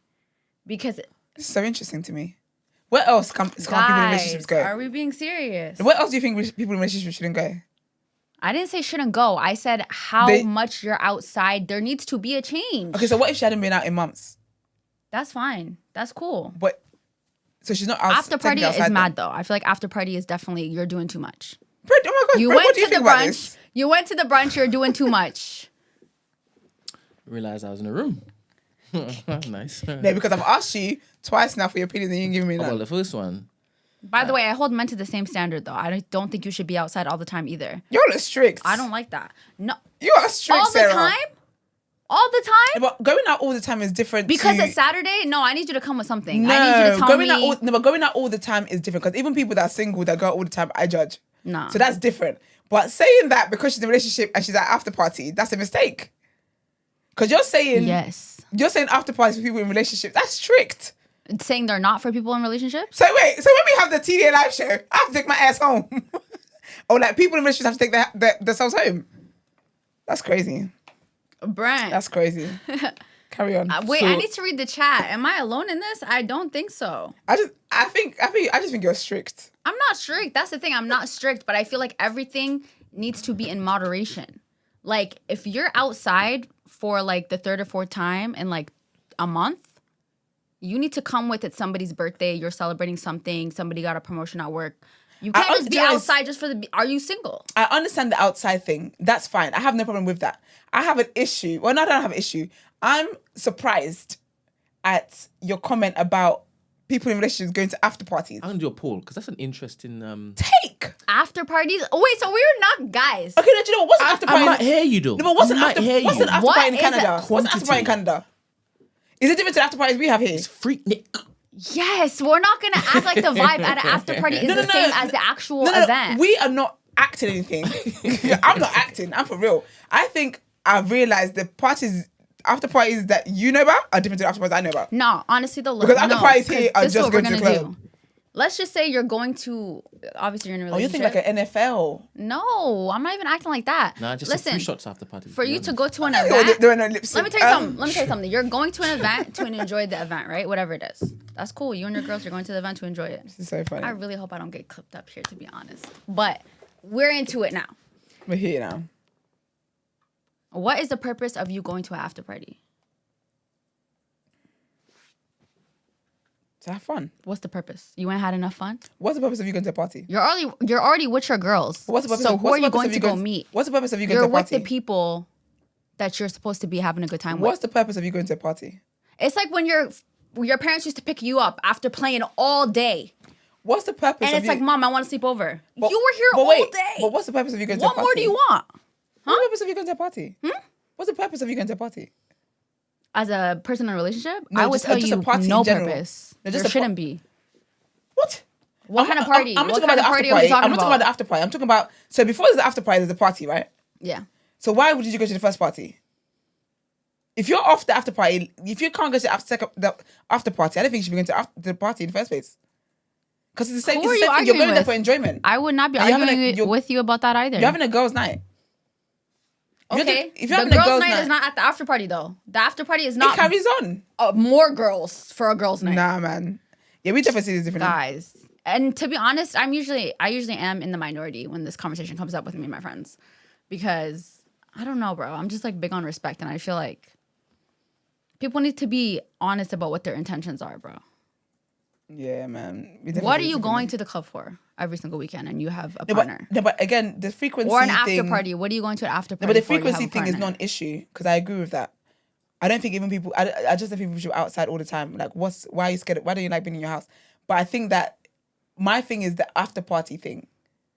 What is bad about being in a relationship and going to an after party, especially when you're having? If I'm having a girls' night and we've gone somewhere, let's just say it's dead or it wasn't as long, and we're like, we still want to have a great night together.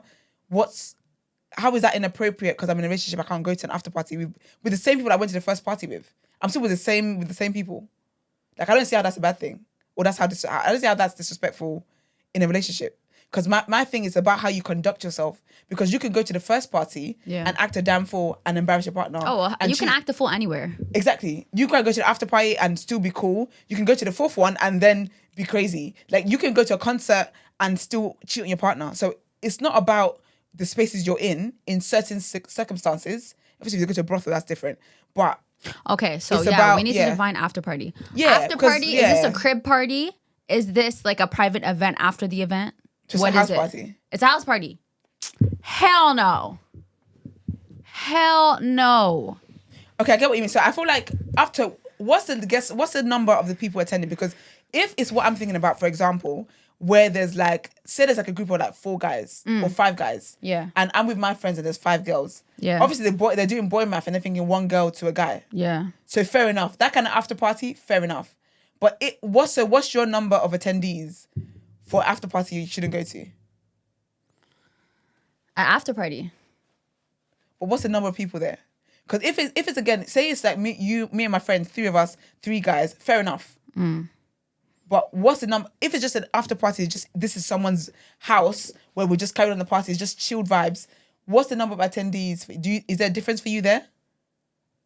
Or is it just the fact that you've gone to after party after going out first time? I think the after party itself is, I don't like it, period. But the more intimate, obviously, the more wrong I think it is. Like, I have a problem with the house party because how many people really can be in a house, though? I feel like regardless, I'm going to have a problem with that, to be honest. ID says, optics when in a relationship are important, but I think if your behavior was one way when single and doesn't match your new status, avoid. No need if not, in my opinion. Wait, what? Say that. Read that again. So it says that obviously there's certain things in relationship you've got to consider. However, if you're like completely a different person from when you were single to when you're going out, then I think that's what the person's trying to say. Because I feel like there's certain things that you might not do in a relationship. However, if, for example, you used to, like, you enjoy going out, you enjoy going to brunches and whatnot, but then because you're in a relationship now, you stop all of that, I think that's fake and I think that's false. And I think the first chance you get to go out, you're going to go out and know how to behave yourself. I think your partner should know, like, you should both know your interests and allow space for that. I think that's different than an after party, though. Yeah, Nobody's saying you need to be locked up in the house. You went to the event. You enjoyed the event. Wait, if it's an after party of 25 people, is that an after party still to you? Like, you can't go there if you're in a relationship. What are you going there for? To mingle. There's nothing outside of a social setting in an after party. So at the event, there's the music, there's dancing, there's other, like, or like even if there's something going on. Huh? So you don't put yourself in social settings when you're in a relationship? There are social settings, though, that are meant for men and women to mingle. Let's keep it a buck. There's certain places you're going to be at that are strictly for men and women to mingle. I could be in a brunch and mingle with just women. Every man that comes up to me, I can say I'm not interested. I can go to a concert. I can go to R&B, soul jams even. I can enjoy myself and X out men in that social setting. How are you Xing out men at an after party? Is that often? You might as well be with you and your girls. You don't need to be at the party. You X out men the same way you X out men when you were at the party or at a concert or but why do you have to be at? Is it the music? You can play your own music. You can go to your girl's house after. This is very interesting. Like, I'm trying to understand why you need to be at the after party if it's not having to do with. It's a very interesting hill. Is there someone on the phone? It's Stacey, but I told it's not connected. It's a Discord, please. She knows too much. I think I understand what you're saying. Can you try to explain it? Because I don't understand. And you know what? I'm not saying this about you specifically, but I just wish women would be more honest about, like, when something is, like, the point of something is man. I wish women would just be honest. Do you think we'll go to after party for men? No, not specifically that. But I'm just saying, though, I would rate it more. Why do you keep looking at over there? Just look at the camera. Yeah. Okay, I'll look at you guys then. You talk to the people that you're talking to. I would honestly, like, rate it more if they would just say, like, this is the purpose of it. Yeah. So you think a lot Everybody of women just be honest. With it. Yeah. Yes, you're going to certain places to see men. You're going to certain places to see women. I don't think Esther is going to these after parties to see men, right? However, question. But I want to know why she would go to the after party. Question. Because I don't see her going to after parties anyway. She's not socializing. Not even in the number. It's not about the music. She's not even. I'm not even for the main event. She's not even in. So the main event is cool, but I want to know the purpose of the after party. Yeah, so right now she's arguing for somebody else that isn't her, right? No, so that's why I wanted to talk to you, right? Whoever this person is, I would want to know that. That would be my question to But I would go to an after party but you are taking yourself, and you know full well, once is that you're not going there to get drunk. Definitely. Right? You're not going there to turn up. You're going there for whatever reason it is, but it's going to be pure. That's Esther. Yes, that's me. Right? She's saying, there are Esthers there. They're not. The after party's not full of Esthers. And the after party is a select few that have been chosen to come true to the real party, right? And they're normally the ones that the guys look to make sure, hey, are you really turning up or are you not turning up? Okay. So once you're in that list. But you know what is, and that's why I said that we need to define after party, because that for me, that's fair. For men, it's the real party.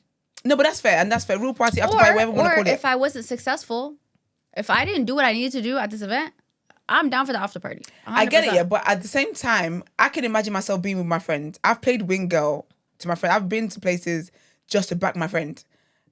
I haven't been happy to go there. Question though. Because my friend, because the guy say there's a guy that my friend likes, so I'm accompanying her because she doesn't want to be by herself. There you go. So that's fair. So I will be in an after party. You're just the person. Why are you the only friend that can do that though? Like for me personally, that friend to me, I would have an issue with that because now I feel like you're putting me in a position where you're gonna put me in a messy position with my man. This is so for funny you. To me, that's kind of selfish a bit. Don't put me in a situation. So if you're single, you go to after parties.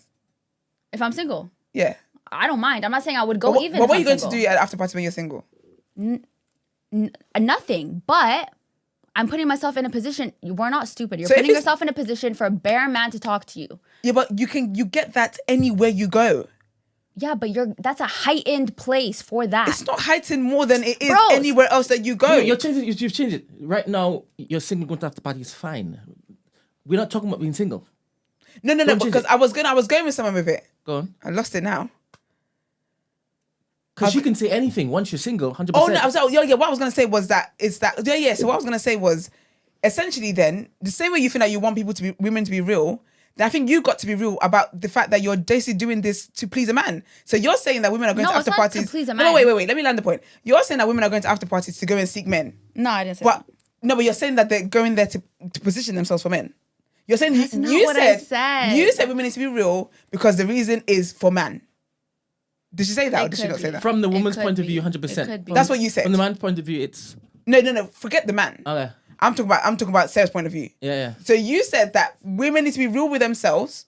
Isn't that what you said? Women need to be real with themselves. That the reason why they're going there is man-centered. I think I said when they are. When they are, it's man-centered. I think if you're somebody that would ordinarily go to an after party, but because you're with a man now and you decide that you don't want to go, when you were going to after parties, you were going there for nothing. You're in a relationship, you will still be going there for nothing. I think changing that is also man-centered. I think it's about respect. You're in the same boat as the women that you're trying to cuss. What's wrong with centering your man though, your partner? Oh, dear. Because I would have the same issue if he was doing it. I would. It's not one-sided. Yeah, that's the question I want to ask. Oh, sorry, I keep looking here. For me, it's not a men and women thing. It's not about women shouldn't go to. That's not what I'm saying. For me, it would be someone in a relationship. Period. Yeah. But we're not gonna act. We're not going to act like a woman is not on the receiving end of that. If your man was to go. Oh, see. Yeah, she is.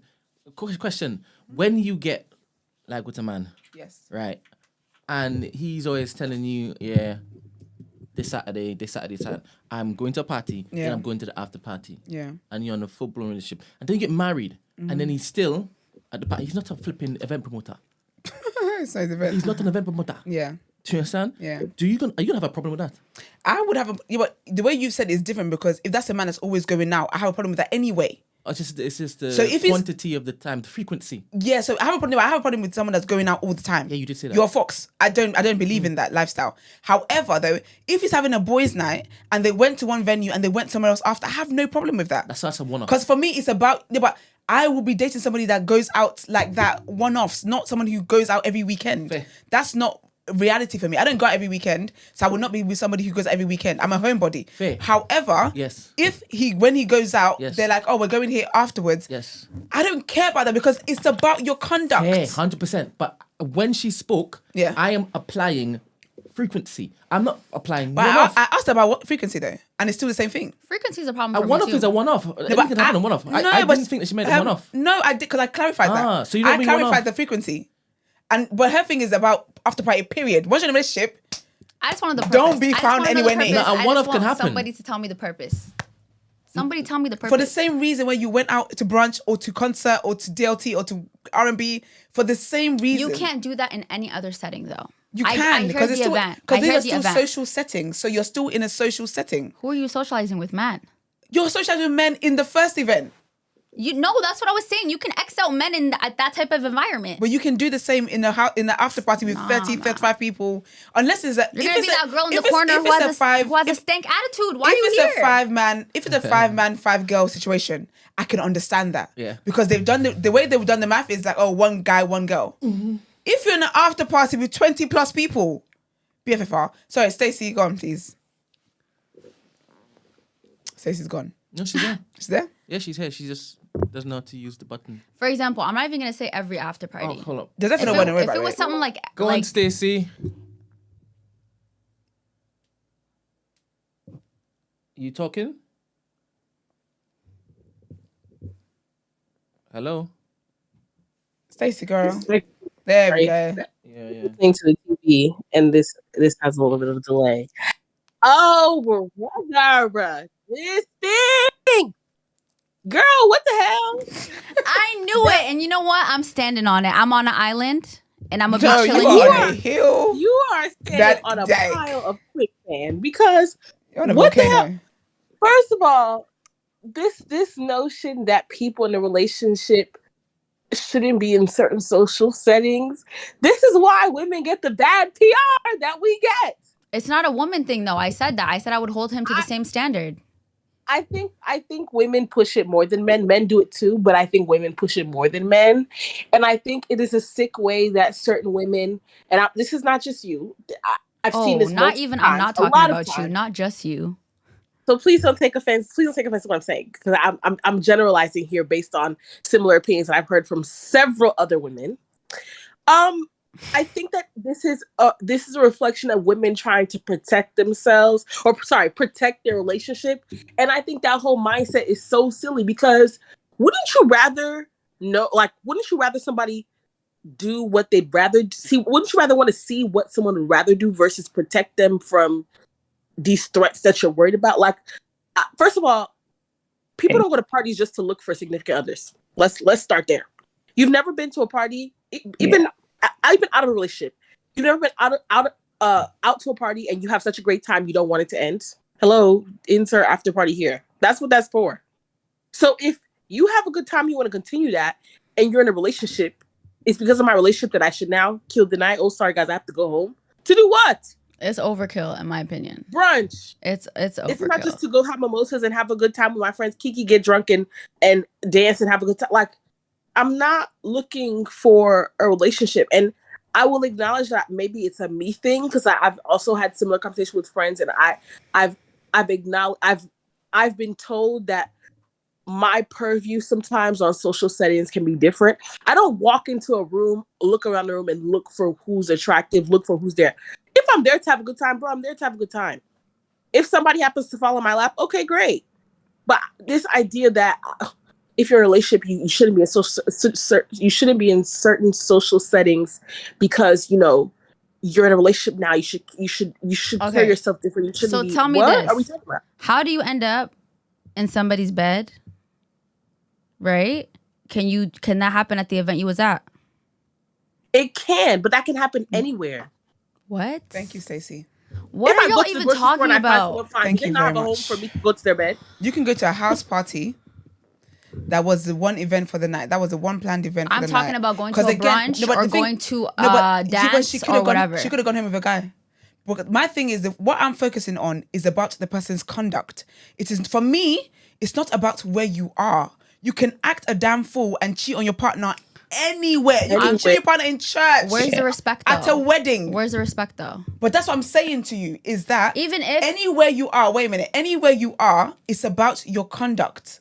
It's about how you represent your partner. It's about how you represent your relationship. It's not about, like, you're not more likely to cheat because you've gone to this certain event or that certain event. It's about your conduct. I don't so think if you're going to a concert with your friends, if you're going to a day party with your friends, if you're going to brunch with your friends, and you're somebody who doesn't know how to handle their alcohol intake, and you drink excessively and whatever, you could still kiss somebody at the bar. You could kiss the flipping waiter. You still cheated on your partner when you were at a brunch at 3 p.m. I think it's just a respect thing, honestly. I think, anyway. And I also do think it might be a cultural thing. But your blame is girls don't try to bring culture into it. I think this is no, I do think so, though. How is that a cultural thing? Because I do think that you're Canadian culture, you mean, or American culture? No, I'm talking about my culture. Okay, like you are raised to act a certain way when you can't. Whether it's your brother, whether it's your cousin, whether it's your father, however you act, your partner as a woman in public, you better mind yourself and how you're carrying yourself. Yeah, but the places you are, the people you're with. Is that a woman that goes clubbing? Is a reflection of how much you respect. Is that a woman that goes clubbing? Because then you should never be anywhere near a club. If that's how you've been raised to be, you act a certain way around that cannot just be in relationships. That's got to be how you are as an individual in total. So you can't be going everybody's to clubs goalpost is different. You can't be going to brunches and be drinking alcohol. If we're going to go with that culture line. There's okay, obviously. Because the way Nigerian women are raised, that's extreme. That's very extreme. But I'm saying, though, there is at some point you have to draw the line. And I think that there are some places or some situations, some social settings where it's like a universal hard line, though. Like, it's not going to be, like, if that's what you think, no, girl. That's Something the line. About my that's man the line. Something about my man being in the line of fire, or my man being in the presence of some temptation and still choosing me. Wait a minute. Is attractive. That's what. Why do you want to be there, though? Why does he want to be there? Do you agree? Do you want your man to place himself in temptation in order to basically make you like, intentionally, he survived? That's not even wise. If you don't I don't have believe in the that. discipline That's not even wise. No, but hold on. Understand where I'm coming from. If you don't have the dick discipline as a grown ass man to be outside in normal social settings and not fall to temptation, you need to look in the mirror, sir. A, you're not mine. Thank you, Emmy. And Thank B, you. I'm not going to tell you you shouldn't go somewhere because I'm fearful of what you might do or the temptations you might fall to. Women exist in the universe at large, so I'm not going to hide you from women. That's a silly feat. For real. So it is what it is, bro. Let your man go outside, have fun. You too, you go outside, have fun. If you make conscious decisions to do wrong by your relationship, that's on you. Okay. It's all about respect at the end of the day. I don't even think I don't even think you have to cross the line. It don't have to be. That is crazy. It don't have to be that. What girl did. It don't have to be all that. Yeah, I think it could be let's get back in the car and basic use that respect. I feel like the way everyone deals and thinks about relationships is different, and that's absolutely allowed. And find your people. Find your people. We say all this to say find your people. Definitely find your because people. obviously different people. If you want to keep your... That's Sally. Is that Sally? Yes. Sally! Oh, wow. Yeah, keep Morning, your darling. What's good? Morning. I did not know if you guys could hear me. Yeah, we can now. Yeah, we can. Is someone talking in the background there? Yeah. But with this whole conversation, I was just thinking like it's a bit odd because you see in life, yeah, we always or most of the time people you would expect that people would like to make the right choices to stay safe because prevention is better than cure always. So for that reason, that's the same reason why we have things like cars and on our car we have locks.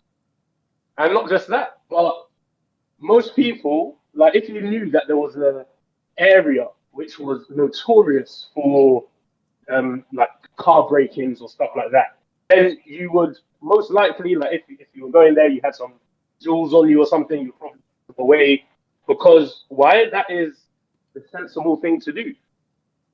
So how come when it's relationships now, and like people aren't trying to be sensible in their relationships? Like same way you won't go and leave your car open in a dangerous area because you know it's notorious for things getting stolen and things like that. It's the same way. Why would you want to go and put yourself, quote unquote, in harm's way, or your relationship in harm's way? It like surely that would mean that maybe you don't really value the relationship that much. All right, Sally. I'd like to request another example. Sally, the thing is, I'm seeing. She's moving like this is debate club. Nah. She want to get me together. She want to get me together. This is so cool because a TMB after party is patently different to a 3 shots after party. That's what I just said earlier. I said Very Brent's different. after party. I'm not talking about that type of after party. I don't think I would have a problem with that. So just imagine. Not just switch up the adjectives and things are different. It's an after party. No, you can't do that. You can't. No, you but can't because but you know what she can because I asked this. I asked, does it depend on the after party? I even gave numbers and I said, okay, is it like if it's a 5 to 5? Like I asked, but your thing was it's after parties in general. You're talking to me. That's not okay. Sorry, you're talking to me. Sarah's thing you're talking to me. was that it's after parties in general. So that's why Stacey can say what she said. I 100% believe that particular party is curated differently if it is. Yes, I was about to say this is a new black because party. a lot of times these after parties are specifically curated, right? And I'm not talking about the TMB types. I'm talking about the 3 shots types. You're cheeky because you only have a TMB type. I'm shutting it Y'all are just making Wait, my but are point. you talking about somebody on 3 shots? Because we were just talking about Taser earlier, and he's great. Y'all are just making my point. Thank you, Stacey. You are. Y'all are really just making my point. Defo asked this. That does it depend on the after party? And Brent sis has said, not spoken. You've been agreeing with Sarah though. You said I see what she is saying. No, but that's 9 times out of 10. That's the one time for because me. when you started talking, I said, "There's no way you're going to 25 after parties and coming back with." Thing bus open. It's not happening because you're you. Do you understand? Yeah, so I agree. I've heard both of your points. So thank you very much, Stacey. Thank you very much, Sally. Thank you very much, Eddie. You've been so great. My pleasure. Yep. Thanks, y'all. Bye. So it's not necessarily about the individual women that would be attending the after parties. I personally don't think because once again, like if you've got a really nice car, you take it to a bad area, and you are, let's just say, who's that? The guy that does the karate. Who's the karate guy? The Chinese one. Mr. Miyagi? Okay, let's just say you are the best fighter in the world, and you've got this car in this dangerous area. You can still die, and people can still come and take your car. Like, and that doesn't have anything to do with your ability. Sometimes things are just out of your control, and the best way to prevent that would be just not being in that situation in the first place, because then there's no limit. But yeah, Amazing. I agree, man. God damn it, that was sound. Thank you very much, Sally. We need to go. We do, man. Yes, everyone. I actually need to. Nice to hear your voice, though. Yes. Thanks, Sally. All right, let me just boop. No, give the wrap up. No, wait, boop. Oh. All right. Yeah. So the advice for the girl, she wants to keep a man. Yeah. She's kissed somebody and she slept in the same bed with that same person. Yeah. Right? Didn't do anything. Yeah. If you want to keep your man, don't tell him. Okay. If it is that you're not going to do it again and you're saying you're not going to get drunk, this and that, just don't tell him. But if it is that you want... If you want to keep him, don't tell him. What was that? Someone was on the stage. Bye, Eddie. But also, you want to keep him, though, because... Not because, like, you have something on your chest that, like, you haven't got off. I don't like that feeling. What do you think she should do about her guilt, Brent? Yeah, that's what I mean. You'll feel so much better if you tell him the truth and you still keep him after. Because if he's as great as you think he is, he might overlook it and be like, this isn't you. But you have to be prepared that he might not be. If your guilt is too heavy, you need to basically unburden yourself. 100%. In spite the consequences. Mm-hmm. Also, the truth ain't yours to keep. I don't like that. I don't like you be robbing people of the truth when you don't tell them stuff they deserve to know. So you're not doing him a favor by telling him. You owe it to him to tell him. And I would say the same to a man if he was in the situation. So I would say tell him. Me personally. Esther? Can you rewind like 5 minutes ago when I gave my advice? I'm tired. All right, cool. Tell him? I think you said tell him too. Yeah, I think I said, I said you got to accept the consequences. When you play stupid games, you win stupid prizes. I was about to say you said that earlier. So yeah, I would say tell him. But then, like Brent said, I also agree with, because sometimes when people tell people stuff, it's because they just want to unburden themselves, and it's a selfish reason. Is it because you actually feel bad, or you just want to feel better? So if you tell him just to and then you ruin his day, and for what? So if you know you're not going to do it again, you can also consider. Really? Yeah, I'm not saying. Listen, I'm doing Ira stuff. I don't know. I'm not saying she did. If you did that, what would you tell him? If I was telling him. No, if you felt guilty, would you tell him?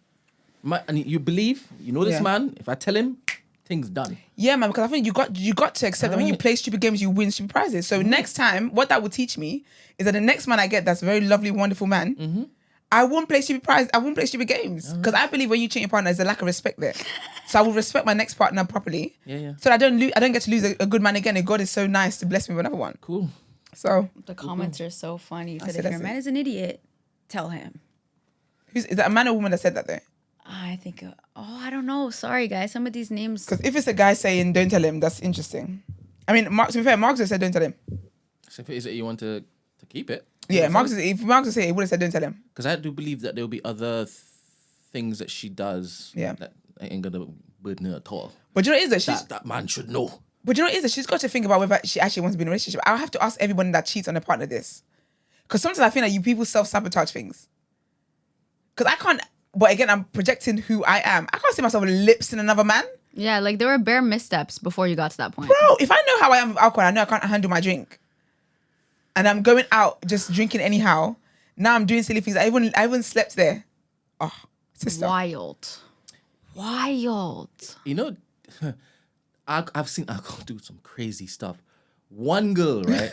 She drank so much. Everybody's looking.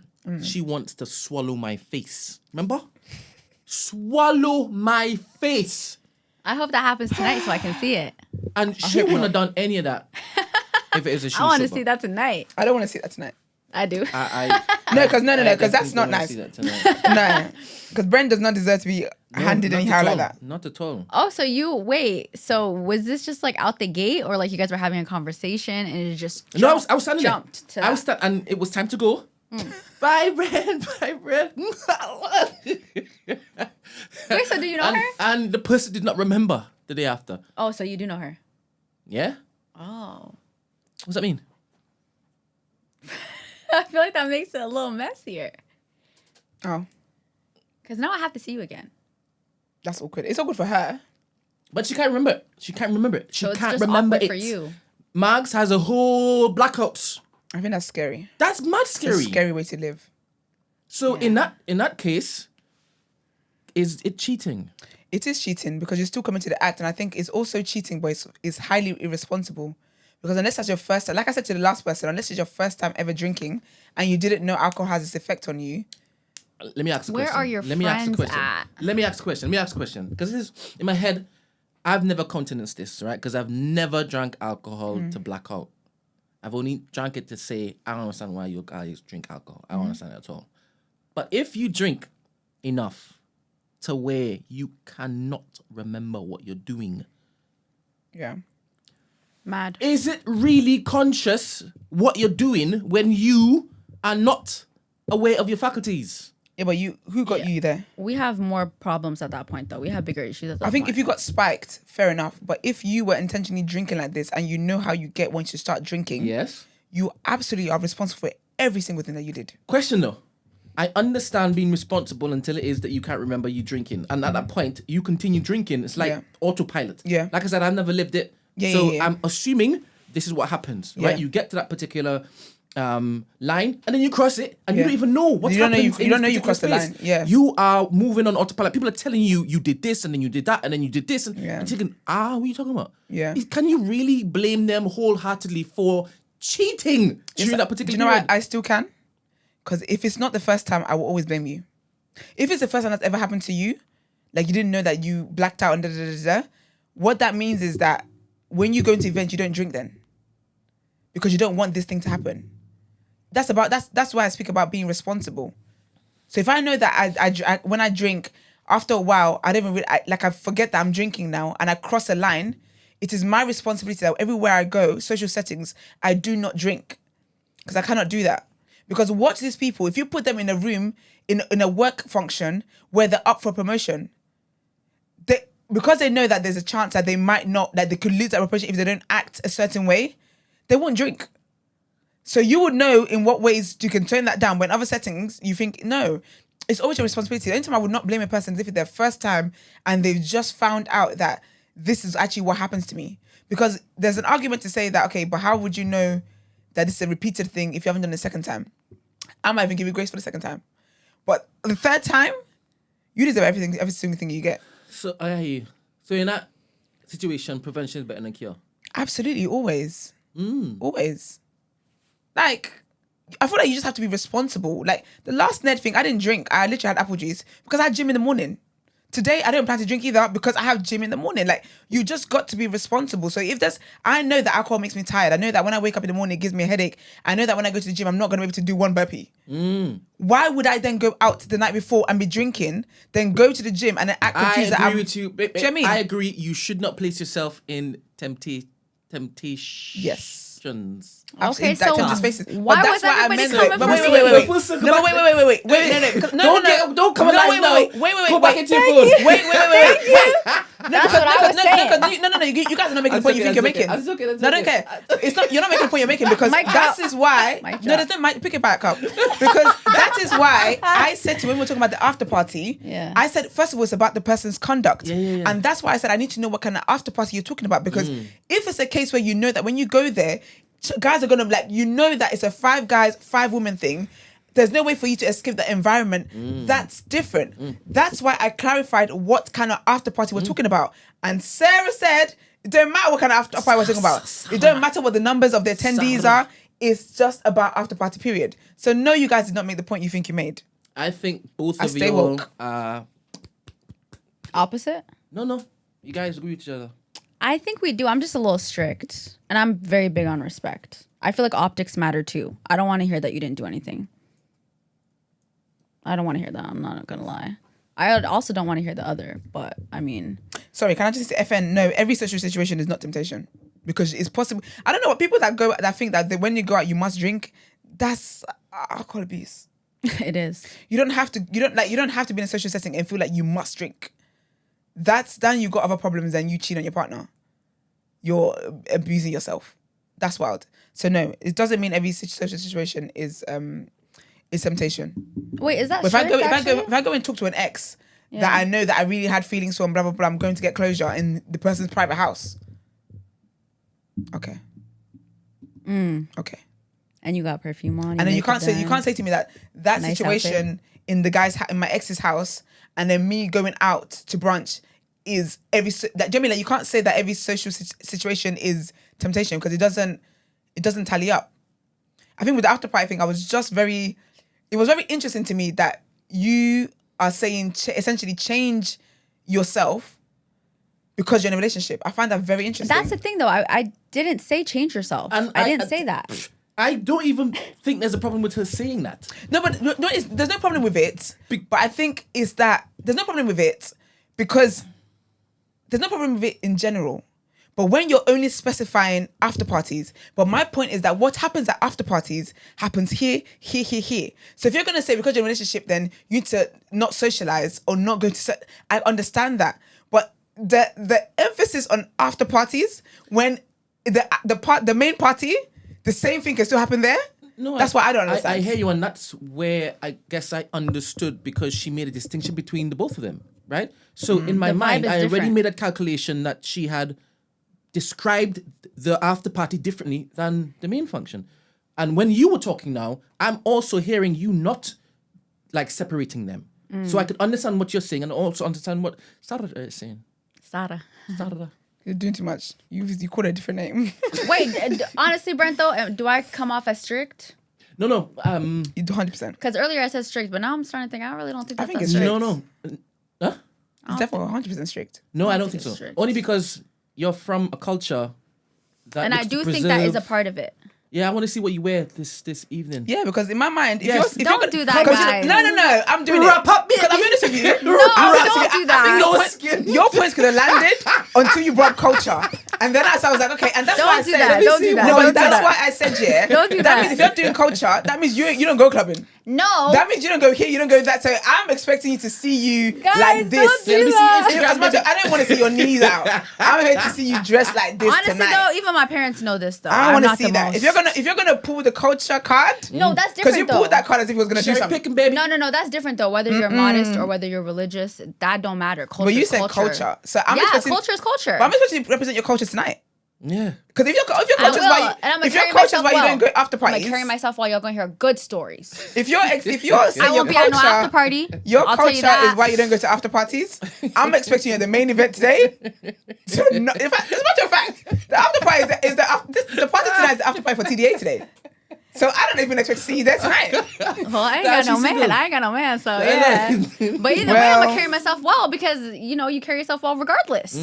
You know? You guys won't hear nothing crazy about me. Come Monday. Streets. I might just be here on Monday morning to tell the story. No, let's see what the story is. All right, wrap up. Someone said want to see a culture.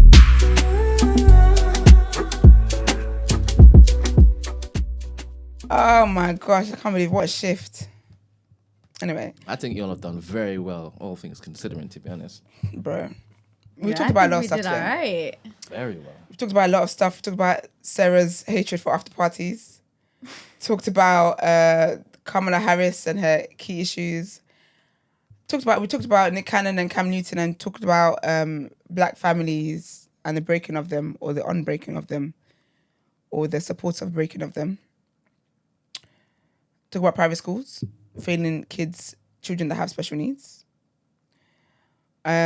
Yeah, I'll be honest with you. I'm done. That's what I am. Follow us on socials, The Day After TNB, Instagram, X, Discord, TikTok. What else is there? Like the video, subscribe to the channel, all that great stuff. We'll see you lot on Monday. Or see some of you tonight. Oh, yeah. Sarah in a cultural dress. I'm going to be there. No. In a cultural garment. That's the language. In a cultural garment. Shroud of righteousness. Damn, so if someone's not perfect, they can't. You would never beat those challenges with the culture. If I am, girl. I didn't say religious. I didn't say religious. I said cultural. Culture. I'm never going to let go of a cultural garment. I love my culture. That's so funny. Super Sudani. Super Sudani. Love that. Anyway, guys, thank you, Sarah, actually, for being here 2 days in a row. We appreciate it. Thank God you were here today. I had to go through a lot to get here. Okay? We appreciate you, girl. Oh, thanks, guys. So she's rocking a maxi dress. You know what? That is kind of the vibe. No, I expect that to be the vibe. It's long, though. It's not short, guys, but it is fitted. I expect long sleeve. I don't even expect fitted. Nah. One thing. Okay, you know what? Let's wrap it up. We'll be here. We'll be here for mad long. Anyways, see you later. Have a great day. And thanks everyone that called in. Bye. Bye.